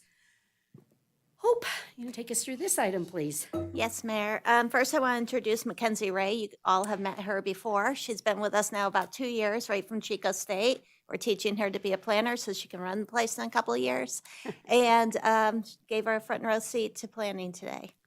So she does all the PowerPoints and makes us look good. So anything you see that looks good is probably Mackenzie's fingerprints on it. And if it looks bad, it's your fault. right? Absolutely, 100%. That works, huh? Okay, Mackenzie's so like, I before like I the job. To lift the burden, Mackenzie. Before I jump into growth management, what I like to do when I meet with you on this every year is kind of review what's happening in terms of development in the city. So we'll start with that and then we'll get into the technical stuff. So year to date, our valuation, again, we're 6 months in, is a little over 17 million for the month of June. And for year to date, for 2025, we're at about 138 million, basically. We've had 42 housing starts in June, which is a big number for us. Year to date, we're at 365 housing starts. So we're only 6 months in. That's a big number for us. And you'll see when we get into the technical stuff how that relates to other years. In terms of residential development, we'll stay on this map for a second so that you can see throughout, these are active sites or where we have entitlements. And this will kind of feed into the item you just had because just because somebody has an entitlement or is seeking approval doesn't mean it actually happens. The positive thing about this slide is it shows we're up north, we're down south, we're east, we're west, we're all over the city. So anyone driving around says, my gosh, there's so much construction. It's because there's not a certain segment of the city where it's happening everywhere. The residential projects, again, spread out throughout the city. We have Adams Estates, which is 12-lot custom home. Last I heard, there were 3 lots available in there still. That was, I think, Steve Neighbors from the Hop and May Foundation worked with Loomis to design this subdivision, and each lot's being individually purchased with a custom home. Altair Apartments are the apartments at William and Stewart where the V&T engine house used to be. You'll see they're doing grading there. They obtained their permits like the week after Christmas. It was crazy. And that will be 207 market rate units. This is being done by a group called King's Barn, and they did the apartments over on Little Lane. Anderson Ranch, we all know Anderson Ranch. Actually, Mackenzie and I went out there a couple days ago, and we said, is this really still under construction? We thought it was all over, but nope, they're still under construction. But they've got a lot done. A lot of families are living in there right now, and a total of 203 lots. I suspect you won't see this slide next year because it will be complete. Ash Canyon is just south of Anderson Ranch. That's being done by Toll Brothers, 41 lots. And they're going fast. If you've been out there, they're going vertical. They're going really quick. It's only 41 lots and just east side of Ormsby. Blackstone Ranch Phase 2. This one is, let me remember who this one is. Is that America Homes for Rent? No, Lennar. No, it's not AMH because it's not vertical. It's, I can't remember whose this is, but 204 lots. Looks like they haven't gone vertical. And I feel like it's Ryder. I could be wrong about that. We'll go to the next one. Blackstone Ranch North. That one is AMH, America Homes for Rent. Mackenzie and I went out there and we couldn't believe they had gone vertical so fast. That will be 137. They have 137 lots, and this will what they're doing is they're working with Ryder to bring that, we call it the Spine Road, I think has a name, but I call it the Spine Road, which will be the collector that goes from that cul-de-sac to Fifth to create that connection. I talked to Michael from America Homes for Rent. I said, please don't make them all gray. And he said, no, we have different colors. And if you're not close up, they look gray. But if you get close up, they're green, gray. Same tone. Exactly. Yeah. Border Crossing, that's off Silver Stage in Clearview. Mark Turner's doing this project. It will be townhouses, 28 units. It's exactly the same as what he has across the street on Silver Sage by Southwest Gas. He'll just bring that that same design across the street to Border Crossing, and they're doing grading work right now. Brown Street Apartments, Dwight Millard's building more units over there. It was funny because when I looked at the June report, I said to Mackenzie, who's building these multifamily? And she goes, oh, it's Brown Street. So Dwight, I think, is doing a total of 6 buildings over there, and he's got some were already done and others are still under construction. I should say it's Michael Millard, it's Dwight's son, who's doing the building. That will ultimately be 81 units, which is nice to see because that's kind of the only investment happening in that part of the city. Cross Creek subdivision, that is right. I'm saying everything's Ryder, but that one's Ryder. And that's 119 lots. It's been under construction for a while, but they're going steady and they're still building, going vertical over there at Lampa. Eagles Landing, that's over off Roop in, I think it's Northridge or Northridge. They have completed 1 building and it's occupied. And they're doing a total of 4 buildings for 126 units. This is Northern Nevada Community Housing. And Matt Fleming's their CEO. This will be there. I think there's a couple market rate in there, but it's primarily affordable housing. I want to ask you a question on Sure. that one, just if you can remember. If not, you can get it back to me later. But were there any setback variances or anything allowed on that project? It seems so close to the. Understood. It's close. So like, wow.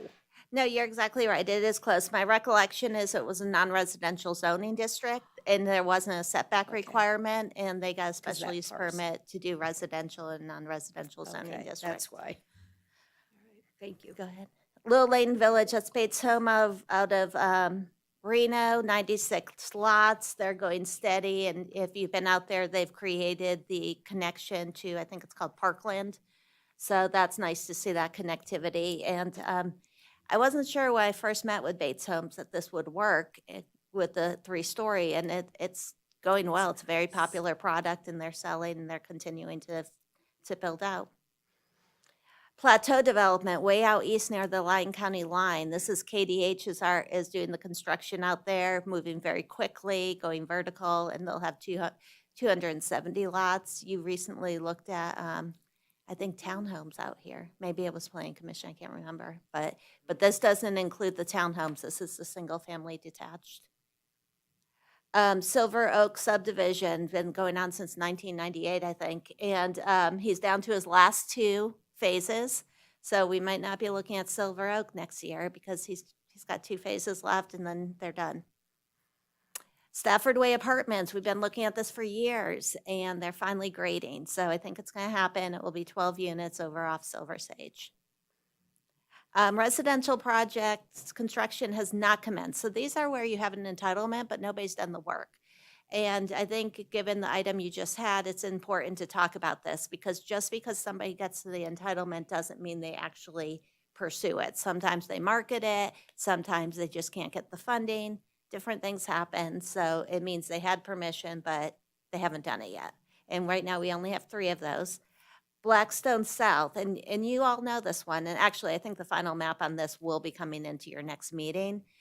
This is now KDH. D.R. Horton sold it to KDH, and the holdup on this one has been the Army Corps of Engineers and trying to get that road from 5th to the subject property.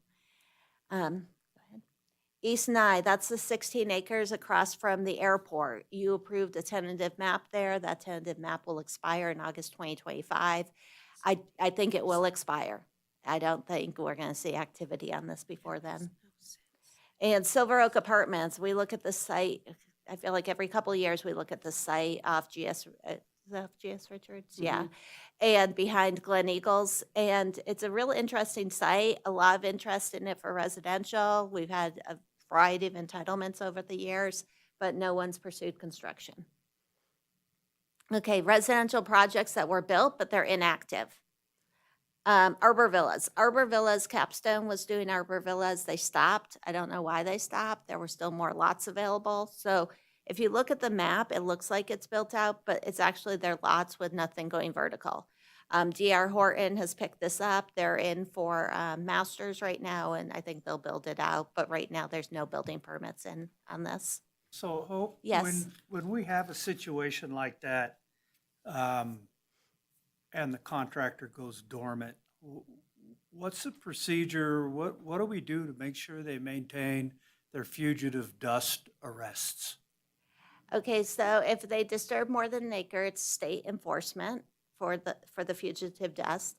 I don't know that the city, is Stephen still here? No. I don't know that the city has regulations on dust, but the city certainly has regulations on weeds and things like that. So you still have a property owner, even if it's not actively under construction.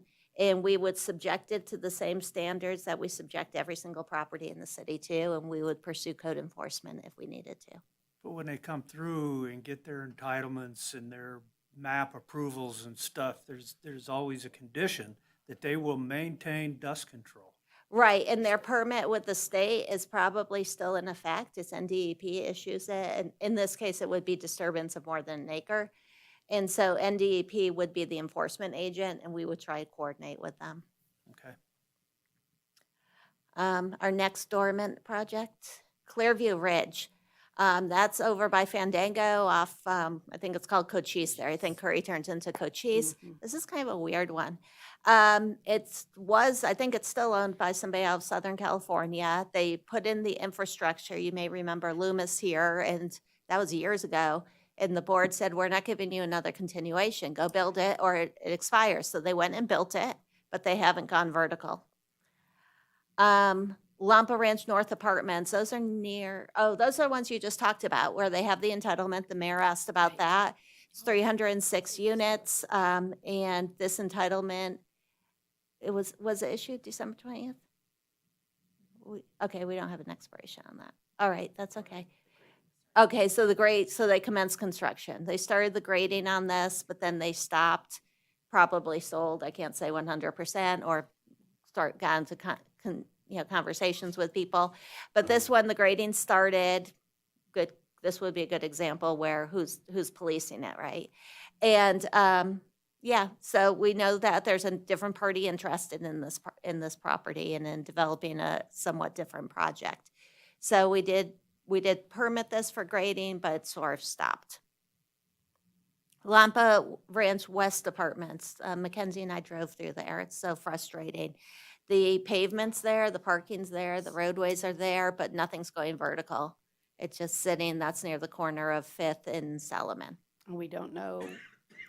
I think Ryder Home still owns it. Over the years, I've heard on and off from the developer, yeah, we're gonna move on that one. And I haven't seen movement. And it has nothing to do with the permit numbers being No. done to have a road punched through or the park or. The city has not put up any obstacle to this. I just thought, gosh. Ross Park Cottages, this is another one like the one that was off, I forget what it was even called, off Cochise up by Fandango, but this one's down south, kind of by Appian and the southeast part of the city by the fire station over there. And this one is 23 lots. Again, they built the infrastructure, but it's kind of sat there for years and not gone vertical. You'll see the final map recorded in 2017, but there's no houses getting built there. I'm not hearing anything from that project. Okay, I think we have one more. Oh, Silvercrest Condos, yeah. Silvercrest Condos also in the southeast portion of the city off Oak. They did start construction there and have some units. They were for sale. I think they've sold a few of the units, but they sort of stalled out on construction there, much like Arbor Villas. They just sort of stopped. And so the project still has the entitlement, but there's not active construction going on there right now. Okay, active commercial development in Carson City. The airport, really interesting. I mean, I think it's a little bit boring, but I think it's actually kind of interesting that the airport's gained so much interest in the construction of these hangars. I think it speaks well of the airport and the interest in the airport. Go ahead. Yeah, the first three ones are airport. Okay, Bank of America. If anybody's been out by College in the entrance to the freeway there by the Walmart and Home Depot, Bank of America is going vertical. You have about 8 pads, I think 7 or 8 pads out there that they put in. So we'll see more construction out that way. So that's interesting. Just the one permit for now, though. Right now, only one's going vertical, and that's Bank of America. El Centro. Maurice and I go to El Centro and run into each other there. And they are built, but maybe not once they build the new place, it'll be a little farther from you. But yeah, they're building their new, you're gonna walk farther? Okay. Oh, is that next to CVS? Yep, being so built they, there? they are Everybody was building a kid. new grocery store, a bigger grocery store over by the CVS, as the mayor mentioned. Home to Suites up on North Carson, that is coming along. And yeah, I'm not sure how many rooms it is, but that project's a nice project. Keegan Dental's over by Silver Oak. When Mackenzie and I drove by there, we're like, what is that? And then we had to go research it. We didn't even know about it. But yeah, that's probably almost done.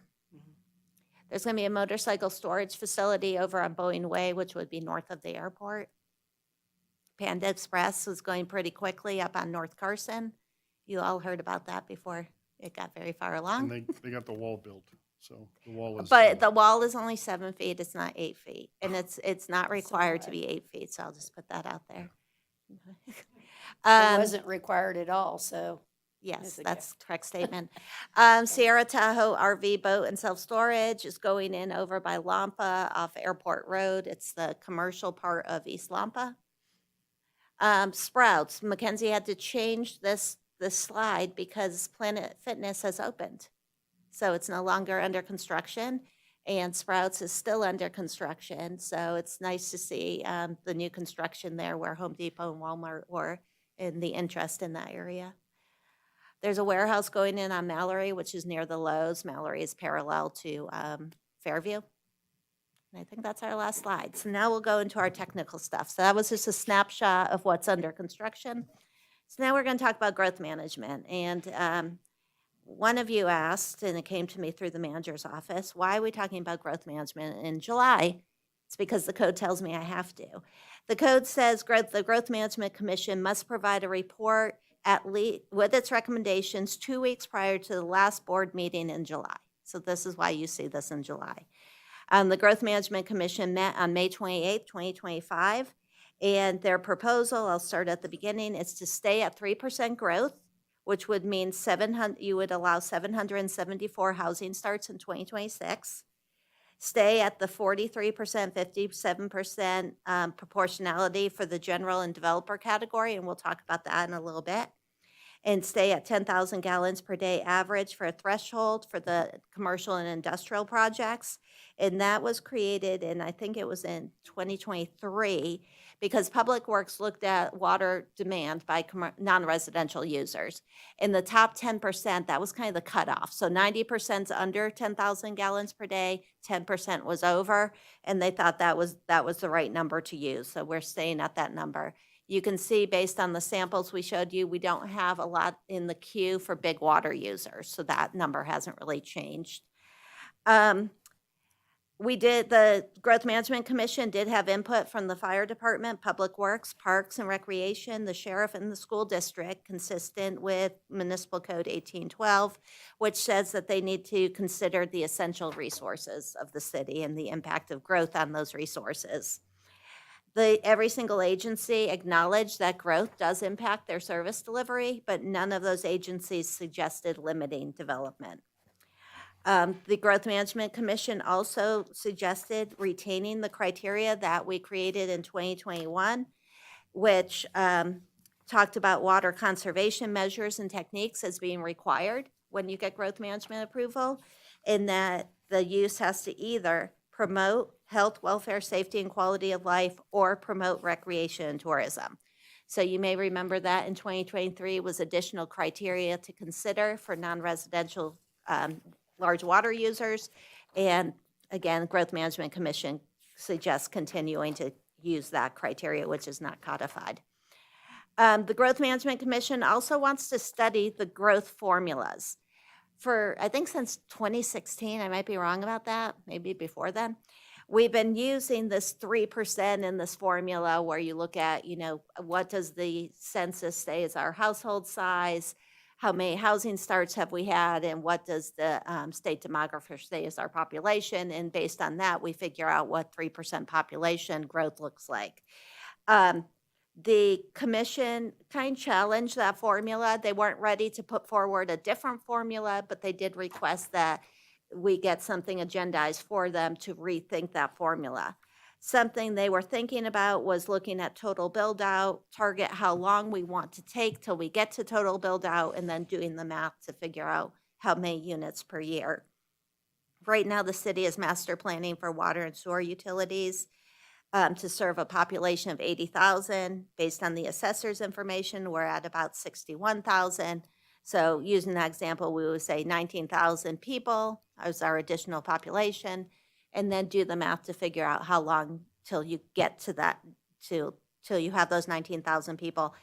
I think it's an academic exercise, just like this kind of is, because we never get to our numbers. But just, I want to put it out there because they really spent a lot of time talking about the formulas. They also are concerned about the division between the developer category and the, I forget what do we call it? The general category. That's why I couldn't think of it, general. Developer category means you have more than 31 housing starts in the first quarter of the year, so January, February, March. If you don't have more than 31 housing starts in the first quarter of the year, you're in the general category. And they said, well, we honestly, and you're going to see this in a chart soon, we never have anybody doing 31 units in the first quarter of the year. So why are we doing this artificial breakdown? Because it all goes in a single bucket after the first quarter anyway. And so there was a lot of discussion, but at the end of all that discussion was sort of like, well, everything's working, so let's just leave it as is, and we can talk about it at a different meeting. But I did want to share that with you because they really are challenging some of the formulas that we've been using over the years.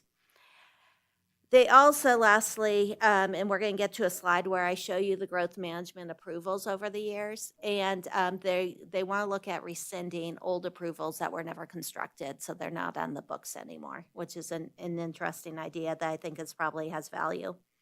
We'll go to the next slide. We gave you a lot of charts in the maps, in the report, so we'll go through these. In terms of the residential allocation, this is what we were just talking about.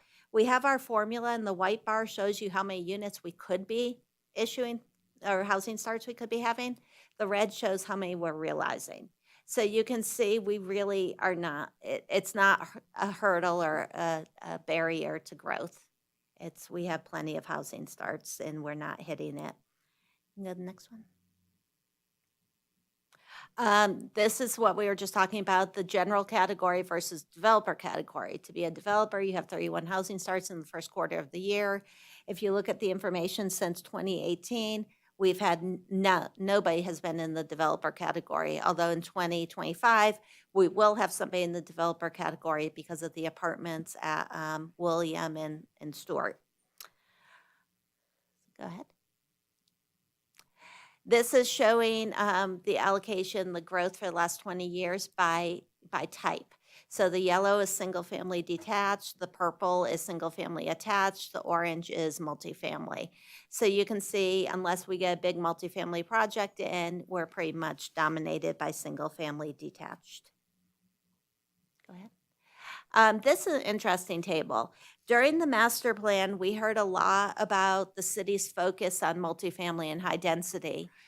Chuck Borders, the chair of the Growth Management Commission, asked me to prepare the chart you saw as part of the master plan, but to pull out the state and federal land. So state and federal land is over 56% of the city's land. And I should say the federal and state land use category for the master plan. So we did pull that out. And in pulling that out, what we see is when we look at what's left in the master plan, the conservation reserve, which requires a 20-acre minimum for a house, is 30% of the land. We have open space is 21%. Public, which would be city buildings or functional state buildings, not just state land, but where they have a building or they have a drainage basin. The same with the feds. It's a building or it's an actively used piece of land as opposed to just Forest Service or BLM. The public is over 11%. The low density residential is 15%. The high density is under 2%. And so we wanted to show this slide to show what, based on the updated master plan, the division is on land use. And so there really isn't a focus, in my opinion, on high density residential.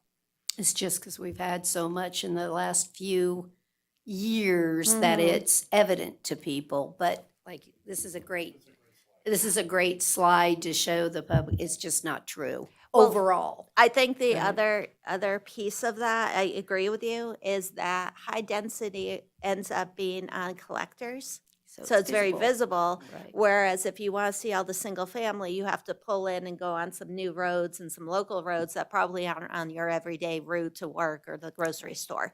Right. So you see what you see. The state demographer provides projections every year. So the state demographer has advised that as of July 1, 2024, the city's population is 60,266. This is the demographer's 5-year projection.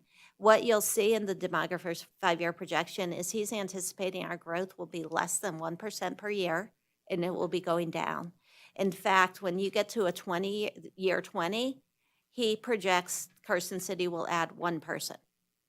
And so part of that isn't that we're stopping development, it's that the household sizes are changing. So you have a reduction in household size, which is, so there is some growth. He's actually projected the entire state's going to be growing slower. So this is just a really interesting slide. And we sit with him probably every year. We sit with him. We call him up because he's put out a report and we challenge it. And then he explains it. And it is what it is. Certainly. It's interesting. I spoke to somebody, and I don't have exact statistics or numbers, but the number of deaths that we see at our hospital, it almost is double the number of births at our hospital. So people are often commenting, if we're building all these homes, why isn't our population going up? And the reality is that our older population, and that was adjusted for residency. In other words, the hospital obviously serves other than just Carson. But I think you don't really hear about that. But that really is one of the main reasons that you're not seeing as many births here, and you're seeing a significant number of deaths. So I just wanted to bring that up. It's one of the reasons I think why this number is as low as it is. I think that's really interesting. He uses 3 different models, actually, and because I've sat with him and said, how are you getting these numbers? And I should be able to quote the models. I can't right now. But I do know with one of the models, one of the inputs is job growth. And I'm not sure we have a lot of job growth within our corporate limits. And so it's interesting because you asked about the state Capitol campus, and you asked about that in the context of the legislature. But we actually are meeting with the state because thanks to you, we have zoning approval, which I overlooked, but luckily you brought to my attention in advance of all this. So we're actually working with the legislative branch of the state and the administrative branch of the state on 2 new office buildings, which I'm thrilled with because that means those jobs are in Carson City. Yeah. So we are definitely working with the state on growth things, but job growth is one of the inputs, as well as birth stats in migration. So The model also utilizes your housing stock as one of the inputs. And the reason we actually topped the 60,000 this round is because, as you all know, we were working hard on some of our hotels, our Yes. long-term stays, and we wanted them to convert to apartments. So those conversions cost us 520 people, and that's what caused us to go over the 60,000. So it was interesting to actually break down the population to see each input. And so it's Right. like, darn, good thing, but then it causes other statutory impact from reaching the 60,000. No, you're exactly right. We had 3 hotel conversions, I think, last year, at least in the last 2 years. And those conversions translate into dwelling units. So you're like, where'd these dwelling units come from? And people were living there, they just weren't lawfully living there before. Well, that brings up a question. Did those take permits? Yes, Because they're being converted from Correct. transient to permanent. correct. So when they do that, they we are including those They get in a the growth permits management allocated. allocation, Okay, yes. good to know. They Thank you. do. And the demographer gets his information from the assessor. So he's not looking at housing starts, he's looking at the housing that finished. So, Right, so there's a right, little. right, the C of Os, yeah. So, Right. okay, Thank we you. can go on. Next, this really isn't tied to growth management, but we always talk about it as part of growth management.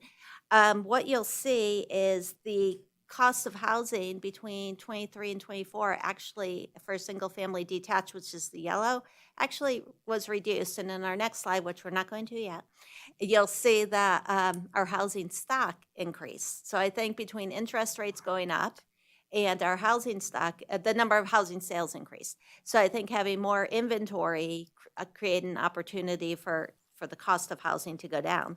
So just by way of comparison, and then to talk about the condos and townhouses stayed flat. In 2022, the average cost of a condo or townhouse was $332,000. In 2024, it was $330,000. So it's interesting that that product is staying flat, and we have a decent amount of it. But yeah, the single family you'll see since when, 2012, I think, it's consistently gone up, and then between 2023 and 2024, the median sale price dropped. Go ahead. And here's the slide I was just alluding to. Well, you'll see the number of home sales. So you'll see between 23 and 24, the number of home sales went up. And for single family detached in 2023, it was 507. In 2024, it was 662. So that's 100. When you're only talking about 662, and it's a difference of 150. That's pretty significant in terms of inventory. This is the chart I also alluded to. This shows you all the growth management approvals since 2008. In 2021, we made some changes. One, we created an expiration date. So if they didn't commence the construction of the project within a year, then the growth management would expire, and that tied to the expiration of a special use permit. You'll see since 2021, the 3 approvals that have been issued have all expired. The Growth Management Commission also, what you don't see on this chart since 2021, has included a condition in approving the growth management that the person, once they're open for, I think it's a period of 3 years, has to provide the actual data on their water use to demonstrate that they are within the parameters of what was approved. And if they weren't within those parameters, either improvements have to be made to get them to where they said they were going to be, or they would need to request more water. But we haven't realized any of that because nothing's been constructed. Everything's expired. What you can see is a lot of projects up there that have never been built. And so the Growth Management Commission said we should really rescind those approvals so that we clean this up and we don't have these approvals out there. And that's probably a good idea. And I'll look at the code and see how we make that happen. Go ahead. Is that my last one? Oh, the permit allocation. So this is the proposal. So every single year we look at 3% growth, 2.5% growth, and 2% growth. So the recommendation from the Growth Management Commission is the 3% growth. So in 2026, it would be 774 housing starts, which, by the way, is less than you approved in 2025. So that's interesting. It's only like 4 or 5 less, but it's less. We call out the 2027, 2028, and 2029 numbers, although you do this every single year. So those are just a guidance, but we would revisit those next year. You do have the option. You can do anything you want. The recommendation from the Growth Management Commission is that we stay with the 43%, 57% division between general and development categories, those numbers are in the staff report, in the draft resolution, and on the screen. And I think that's the last one, right? Yep. Okay. So I'll answer any questions, and that is your growth management report for the year. Does any member have a question? Thank you for the thorough report. Supervisor Schutte. Not so much a question, but, a comment, and I actually like the idea, and I know Chairman Borders brings it up every year regarding taking into account what build-out is and determine numbers along the way when we think about, you know, the projection of we will be built out by, you know, 2050 or 2060, whatever it is that we feel that is in the best interest of Carson City and in our businesses and in the services we provide, water, all of that. And I would be very interested in having that academic exercise to really look at how we proceed with growth management.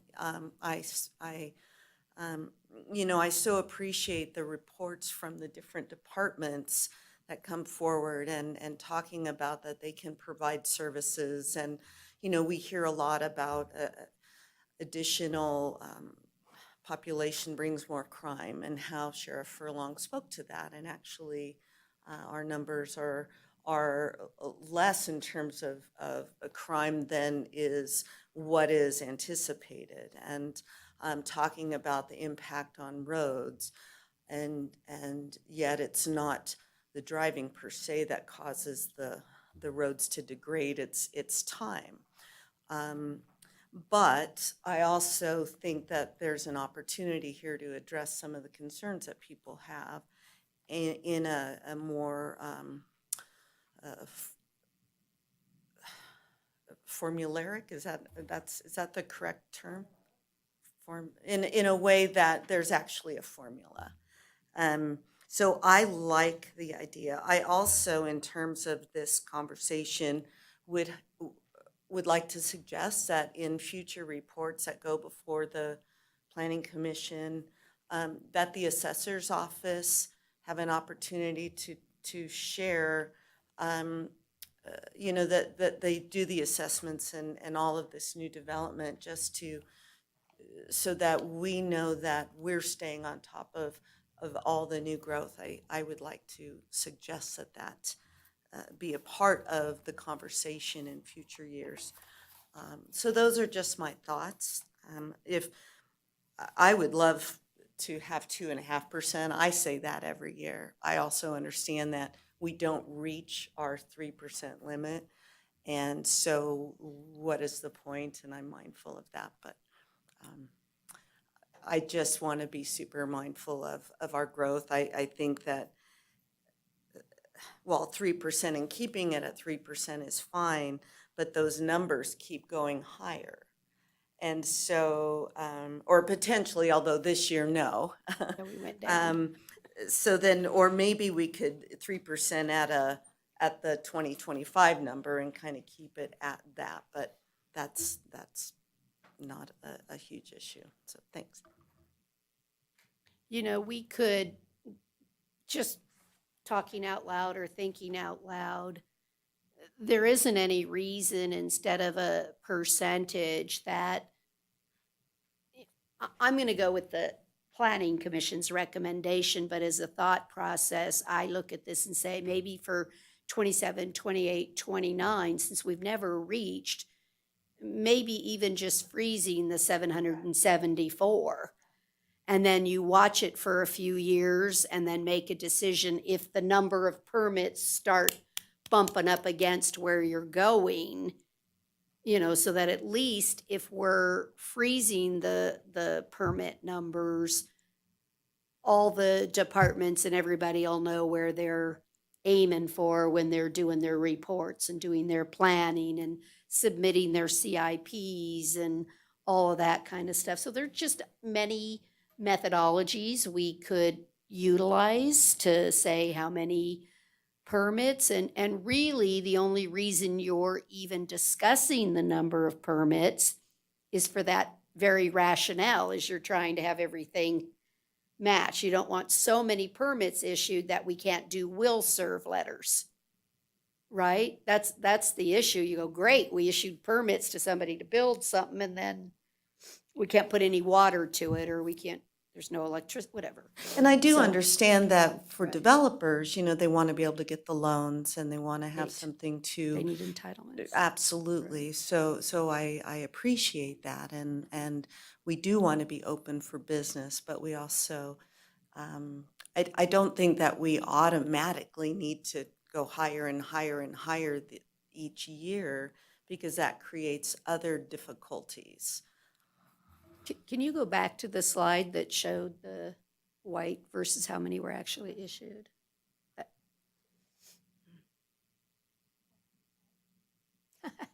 Sorry. There.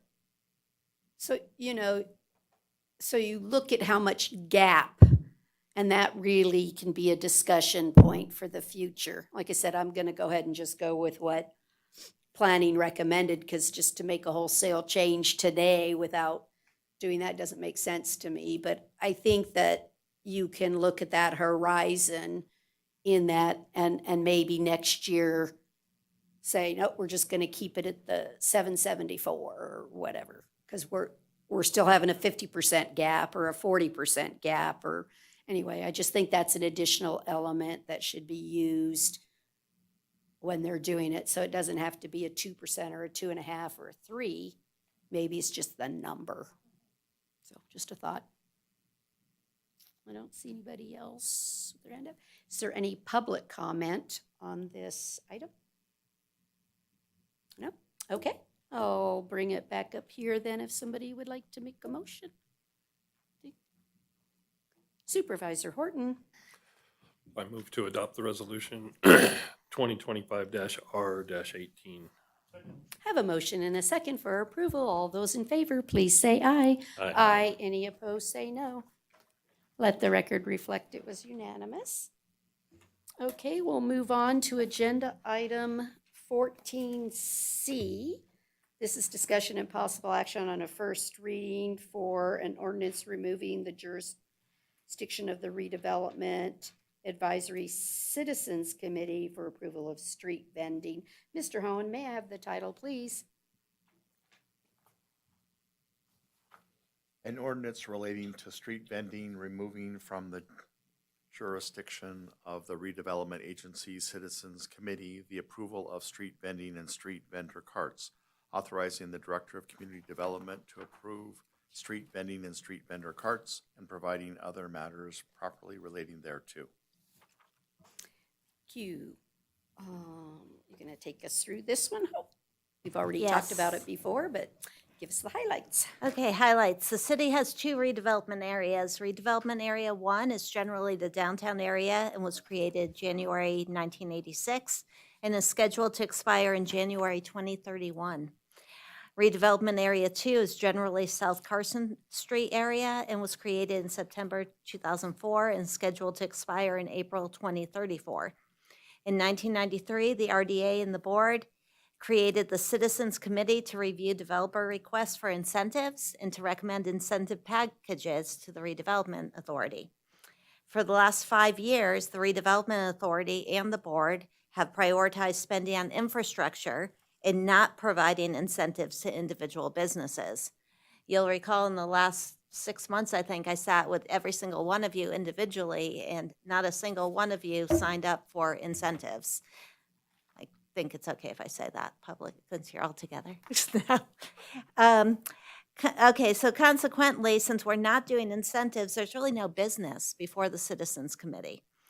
And the staff is recommending that the board dissolve the committee. That's not what this item is, but that is what I will be recommending.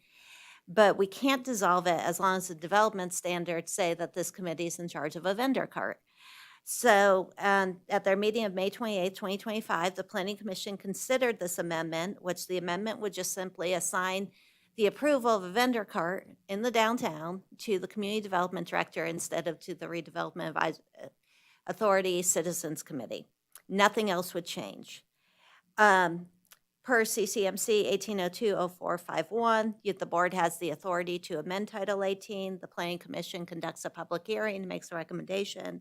The Planning Commission again did that on May 28th, and they did recommend by a vote of 5-1 with 1 absent that you amend the code as they've recommended. And I'll answer any questions. Does any member have a question? Seeing none, is there any public comment on this item? Seeing none, I'll bring it up for a motion. Supervisor Giomi. Move to introduce on first reading Bill number 105. I second. I have a motion and a second for approval. All those in favor, please say aye. Any opposed, please say no. Let the record reflect it was unanimous. Thank you. Okay, we are going to recess as the Board of Supervisors, and I'm going to call to order the Redevelopment Authority. May I have a roll call, please? Chairperson Bagwell, Here. Vice Chair Giomi. Here. Member Horton, Member Shute. Here. Member White. You have a quorum. Thank you so much. We're going to move on to our public comment for the Redevelopment Authority. No? Okay, seeing none, we'll move on to agenda item 19A, approval of the minutes for June 5th, 2025. Do I have any corrections? Seeing none, I'll accept a motion for approval. Move to approve the Carson City Redevelopment Authority meeting minutes of June 5, 2025 as presented. I have a motion and a second for approval. All those in favor, please say aye. Aye. Any opposed, say no. Let the record reflect it was unanimous.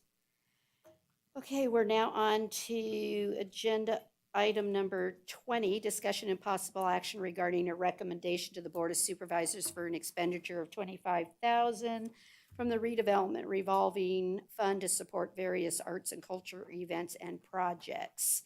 Ms. Freeman. Thank you. My name is Anna Freeman. I'm the Arts and Culture Supervisor in the Parks, Recreation, and Open Space Department. The Redevelopment Arts and Culture grants support the city's quality of life goals by funding arts and cultural events. For fiscal year 2026, up to $25,000 was budgeted for these grants. However, only 4 eligible applications were received. So at the June Cultural Commission meeting, the commission recommended not only to fully fund all of the applicants at the $5,000 limit as requested, but also, if it's allowed, they recommended awarding the projects any remaining available funding as well. I'm here for any questions. Thank you so much, and please note we have some late material that indicates that the 2 of the applicants did indeed submit the required 990s. So on this particular item, I appreciate very much what the Cultural Commission was trying to recommend because they saw $25,000 and didn't want to lose $5,000 for the arts, but it really would not be losing money for the arts because we're actually giving $50,000 from redevelopment for the arts and cultures, of which up to $25,000 could be for events.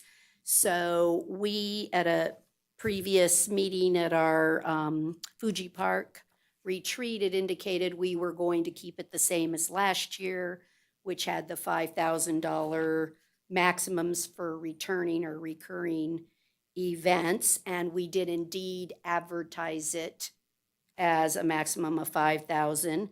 And all the grant applications are for $5,000. So what you would audit against, what you would reimburse against is all at the $5,000 level. So I would like to keep it at the $5,000 as advertised and previously documented, and then Anna would have $5,000 more in your creativity, which I saw the ornaments that you're gonna make with the community for the Christmas tree. Nice job, I saw that in the newsletter. But you'll have, $30,000 then left to be able to work on all year or bring another project that you advertised, your guys' choice. But that's my feeling on this, is that the documentation and the grant award notices should all match. Let's see. So, okay, is there? Wait, one little quickie. Any public comment? No public comment. Supervisor White said so moved, but I thought that was pretty good, actually. He was quickest I've ever heard him. So the motion is for $5,000 to each of the applicants. Okay, is there a second? I second. I have a motion and a second. All of those in favor, please say aye. Aye. Any opposed, say no. Let the record reflect that was unanimous. Okay, so the total then is $20,000 under that item. Okay, is there any final public comment for the Redevelopment Authority? Boy, just don't understand what's happening here. You're not jumping up and having public comment. It's way too easy today. Okay, so we're going to adjourn as the Redevelopment Authority and reconvene as the Board of Supervisors. We're going to bring agenda item 24A forward because we have to do these things twice. This one, we really did just discuss it. So the resolution would move to be updated to 5,000 in the little bullets and a total of 20,000. Is there anything else on that resolution or any public comment? Anything else, anybody on the board? Okay, I would accept a motion to approve the resolution at 20,000 with 5,000 to each of the recipients. I move to approve resolution number 2025-R-19 as discussed to award 5,000 for each of the recipients for a total of 20,000. I have a motion and a second. All those in favor, please say aye. Aye. Okay, and let the record reflect it was unanimous and we've met the 2/3 requirement of law. Thank you. And Anna, thanks for a great job. We're now on to agenda item 25, which is our non-action items. Is there anybody that has anything they want to give us an update on or something? City manager, you're up, Glenn. There we go, got the green light. Thank you, Mayor. Just a couple of quick public announcements that we'd like to put out. First, Hope has noticed that there's some phishing emails going out around requesting that wire transfers for any kind of permits that you might have with the city. Just like to let the public, the residents know that the Community Development Department is never going to reach out to you and request a wire connection. So if you get that, please just dismiss that immediately. That department would never act like that. And if you have any questions, please call Hope at 775-887-2180. Just want to let everybody know. And then secondly, Scott and his staff have also noticed, you've probably heard about one of the biggest scams going on in the last couple of years is people attaching some kind of recordation against your house or your property. And Scott and his team, in conjunction with the Treasurer's Office, when you get your normal property tax bill, on the front, you'll see the reminders of when your property tax is due. And then on the back side, they've put a notice that they are now providing a registration service that you can go online and ask that you be noticed when something is recorded against your property. No tool is perfect, there's no guarantees, but it is just another tool potentially in the resident's pocket to make sure that they can act in a timely fashion. So I just want to let those two services are coming out for. Thank you. Thank you.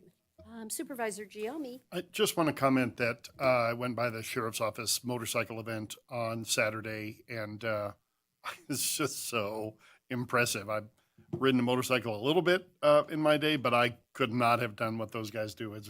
And gals, very, very impressive. I wasn't there for the final, so I didn't see who won or who took, but it's just a great event downtown, and there are some very, very talented officers that ride those motorcycles, and they're not light. These are not, dirt bikes you can throw in the back of your pickup truck. So just wanted to shout out to them, especially our deputies here who competed.